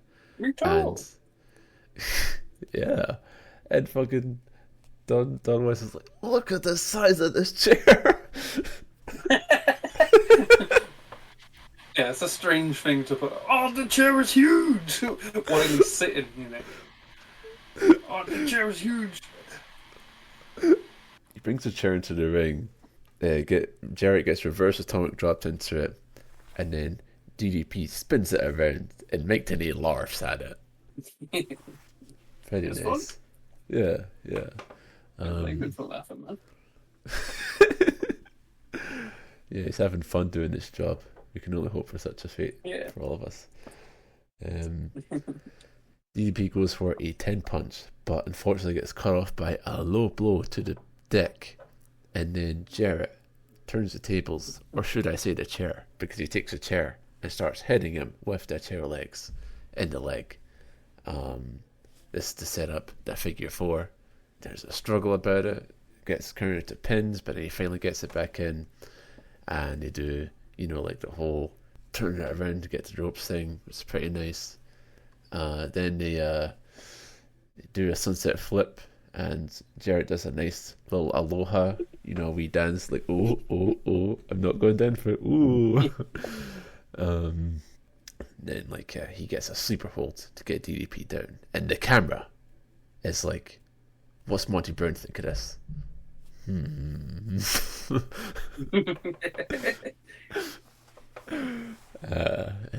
commentary like, oh, Monty Brown there, he's become a good friend of DDP.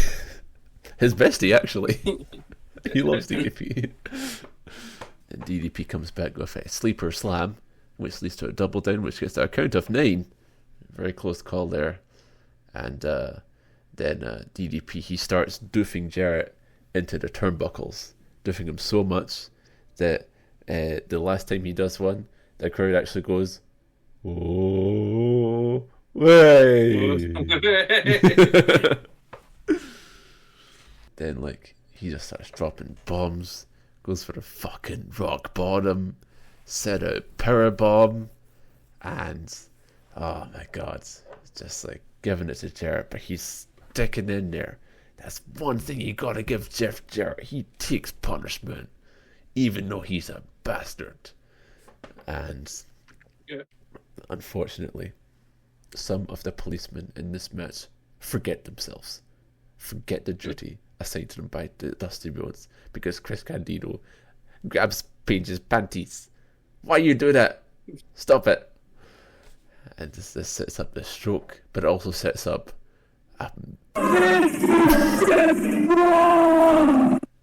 the policemen fighting each other, the real life crew beating up the Naturals, Larry Zbyszko beating up Chris Candido. You can hear the shoes like it's basketball or something. And then Jeff Jarrett, he's got El Kabong the guitar, but BJ James takes it and does the wee wiggle that Road Dogg does. But then, oh no, Jarrett ducks it away and BJ James hits Conan. Oh, fuck. He murders Conan. No. And I love how Don West is like, he didn't mean to do it. He didn't mean to do it. This is when I noticed how permanently concerned the referee Rudy Charles is. Oh, it feels like Rudy Charles does every match on the show. He might not, but it feels like he does all of the matches. And he's just like, oh. Yeah, this is about the time where Rudy Charles, whoopsie daisy, he gets bumped. So now, here comes the Outlaw, who is not bleeding now, and he does the famouser to DDP. It's always very interesting how, this is just wrong! What do you think of, when the Fame... Because it's the Fame Asser, that's the move. But then when he's no longer Mr. Ass, they call it the Famous What do you think of that? Ass. Yeah. I think so as well. Pretty ass. I liked it better when it was ass. Yeah. I think at this point, Don Wisco's like, oh no. This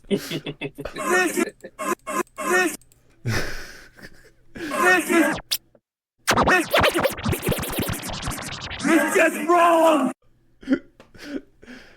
So the policemen are nowhere to be found because they're fighting amongst each other. But thankfully, here comes the biggest policeman. It's Sean Waltman! It's Sean Waltman! Oh. And he... Running merchant Sean Waltman. Bronco Buster to Billy Gunn. Bronco Buster to Jeff Jarrett. X-Pac gets Billy Gunn out of there. And then you see in the background there is one policeman left. It's Monty Brown. Oh, great that he's there. He's still in position. And then, here comes the naturals again. Andy Douglas, Candido, Chase Stevens, they all get diamond cutters. And then Mick Tna goes like, but we still need the most important diamond cutter of them all. Oh, Jeff Jarrett! And then Monty Brown gets on the apron. And when DDP does the diamond, Monty Brown is like, yes, I love the diamonds. I love the diamonds. And then he gets in the ring for some reason. And then, there's Attorney Daggert in as well. And DDP and Monty Brown are like, we will pounce Daggert. That'll be fun. En route to your win, DDP. But then, Monty, why? Why you pounce DDP? No, I can't believe it.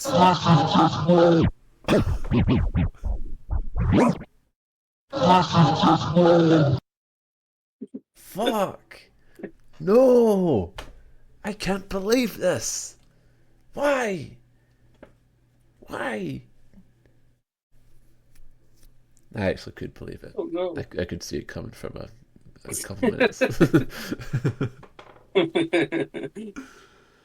Then what happens? I just saw you found a new thing in virtual DJ. I was like, what could this be? So then Jarrett Bounce happens. He places Jarrett's limp body on DDP. Oh no. Shit, I'm right with you. No! One. No! 2. No! 3.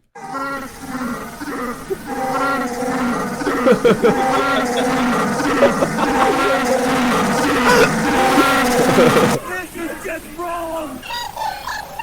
Wrong!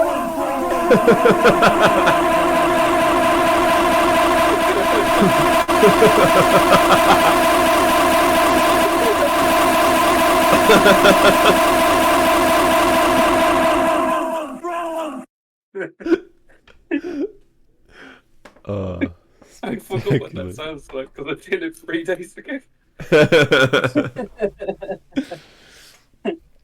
Oh dear. So Jarrett gets the pin, and then he gets up victorious, and he looks at Monty Brown, and then he looks at the crowd. He points his head, ha ha ha, and then he puts out his hand, and Monty Brown looks at his hand and goes, "Fuck that! Give me a hug!" I fooled you, damn it! And then Don West, he goes, "You're turncoat! You're Napoleon Bonaparte!" And I heard that. It's a disgrace. Was that? It's a disgrace. Fucking, like, I was thinking to myself, like, I went and asked my dad, like, can you think of a notable betrayal that Napoleon Bonaparte did? Because, like, and he couldn't really think of any. And I was thinking too, like, I recently read, it wasn't about it wasn't about Napoleon necessarily, but it ends up being about him because I was reading this book about Alexandre Dumas, not the dude who wrote Monte Cristo, but his father, who was actually a soldier for Napoleon. Because I thought to myself, oh, let me get this up. Oh, yes, of course. En route to Napoleon's army's expedition to Egypt, they funded it by going to Malta, where there was a big order of knights with lots of treasure. And Napoleon goes, oh, hey, if you let us in, then we'll let you all go back to your countries and we'll give you everything you want. And then they let him in and he's like, actually, no, you have 3 days to leave or I'll kill you all. So that was the closest thing I could think of, and I think that's exactly what Don West had in mind when he was watching the finish of this match.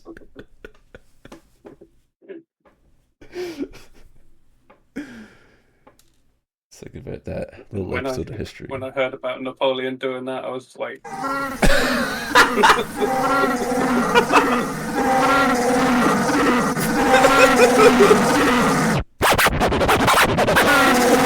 This is just wrong!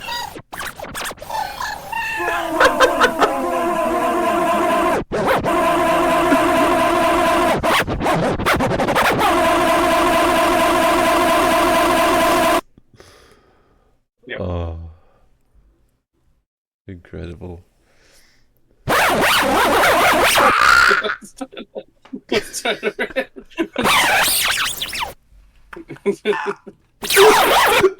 rewinding.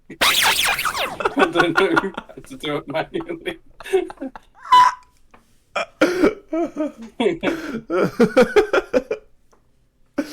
The things to do DJ scratches on like the loudest, most clipping part is crazy. Yeah. Sorry, headphone users, of which I am one. Yeah, that was Destination X, and that was just wrong. Yeah. And they show that next up for TNA is Lockdown, where every match will take place inside of a steel cage. And man, I want to watch it soon. I might just like put it pretty high up on the list. Wow, nice.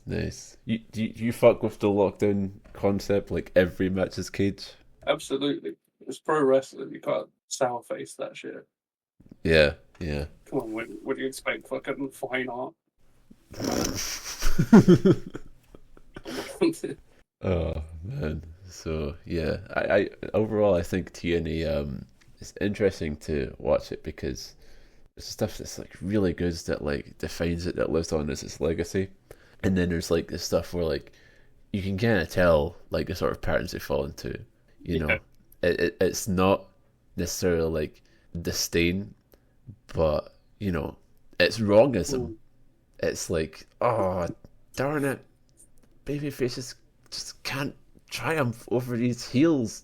Damn it, no, this is just wrong. You can tell that it's like, you know, a lot of the people who have come from WCW, NWO Merkin all the time. The poor old baby faces just don't know what to do to stop this cheating all the time. But yeah, I had a good time watching this portion of TNA. I brought up to a few people that was going to be watching this show, and the sort of general reaction that I got was like, "Oof, that's gonna be rough." What? And you know, oh man, it's just because it's like that show, but it's like, come on. I would still take TNA's like most goofy pay-per-view of the year over most promotions like magnum opus of the year. I just fuck with them. There's a lot of nostalgia involved in it, but I don't think it's just nostalgia as well. I like the silly wrestling. It's got the guaranteed quality of like WCW undercard / cruiserweights, except those same people who'd been in those roles are now given agency to like be more substantial in their output and really like become stars, even if just for like the Impact Zone audience alone. you know. Yeah, and even at the most like, what the fuck is this shit kind of vibes, you have Don West turning purple at them, and you can't stay mad at it, you know? It's just an inherent charm to it. Even with like how fucked up the Trytan finish is, and how it's basically like the cherry on top of like, oh man, this guy's never going to work. Don West is still like, wow, he really showed his cunning there. Oh my god, Trytan, wow. You know, he's into it. Yeah, there's something to be said for that kind of energy where it just doesn't register as like, I am watching shit right now. One of the things that really made it really crystallized to me was when I actually watched Don West at his like day job of like being like a home shopping salesman, where like I remember seeing like one of like him like selling like Beanie Babies. That was a big boom in America back then, and like he's literally like, this is Yellow Beanie Baby. It's limited edition. You will never get a deal like this again. It's your time to get Beanie Baby Yellow. I was just like, oh man, this is the perfect guy to get as a wrestling commentator. You can't possibly disappoint him. Yeah. It's not in his blood. Yeah, he's awesome. Real good TNA. You know, both enjoyed the show, but what about GRAPPLOMETER? GRAPPLOMETER? What sticks to?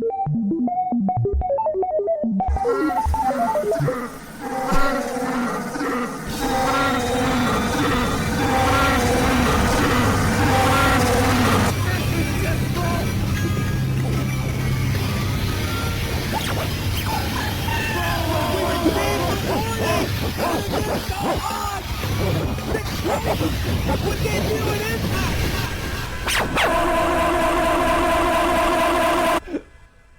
24.6. Wow. Bam. This is just wrong. This is robbery. Go to hell. GRAPPLOMETER, you can go to hell. For the first time, I vehemently disagree with the GRAPPLOMETER. Oh, hey now, be careful about your bad talking the GRAPPLOMETER too much. The GRAPPLOMETER knocked out the ref. And he made it just wrong. Oh, I think I will. Yeah, well, that was that. But what's next? Well, for my pick now, I think it's high time that we returned to one of our big pillars. I think it's time he returns to Ring of Honor. So That's why I am choosing Pro Wrestling Noah Navigate for Evolution 2007. Whoa. Main evented by Takeshi Morishima defending the title against Kenta. Whoa. Gabeism on that show? Well, yeah. I mean, like, I'm trying to think about this actually. Is Gabe supposed to be involved still in 2007? Is he still around there? I think so, 2007, yeah. I think it's like 09-ish, or maybe 08. Yeah. Isn't on the outs. Yeah. So, yeah, Gabeism on this show. Doug Williams in the house. And also Chris Hero. Well, yeah. Yeah, still going strong on the Twitch. By the time this comes out, my TEW save at Fucker Stopper Scrappily will have probably put out Fog Me Please 2001. Fogging in the UK.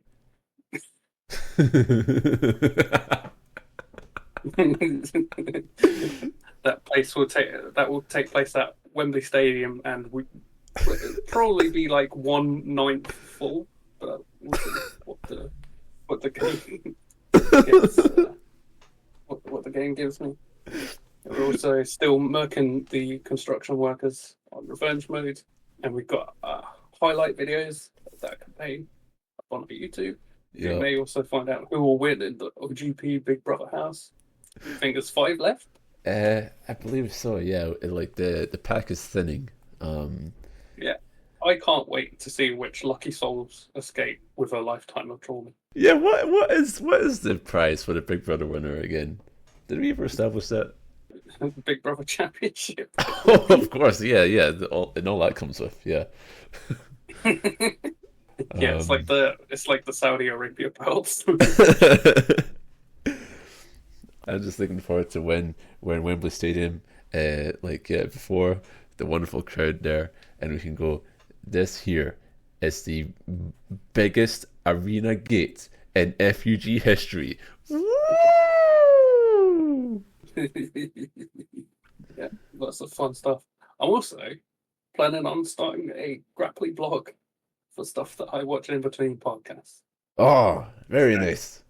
If you wanted to contribute to that, then you're welcome. If you feel like writing something blog form. Do you have a damn blog name set out? I could call it Official Grappling.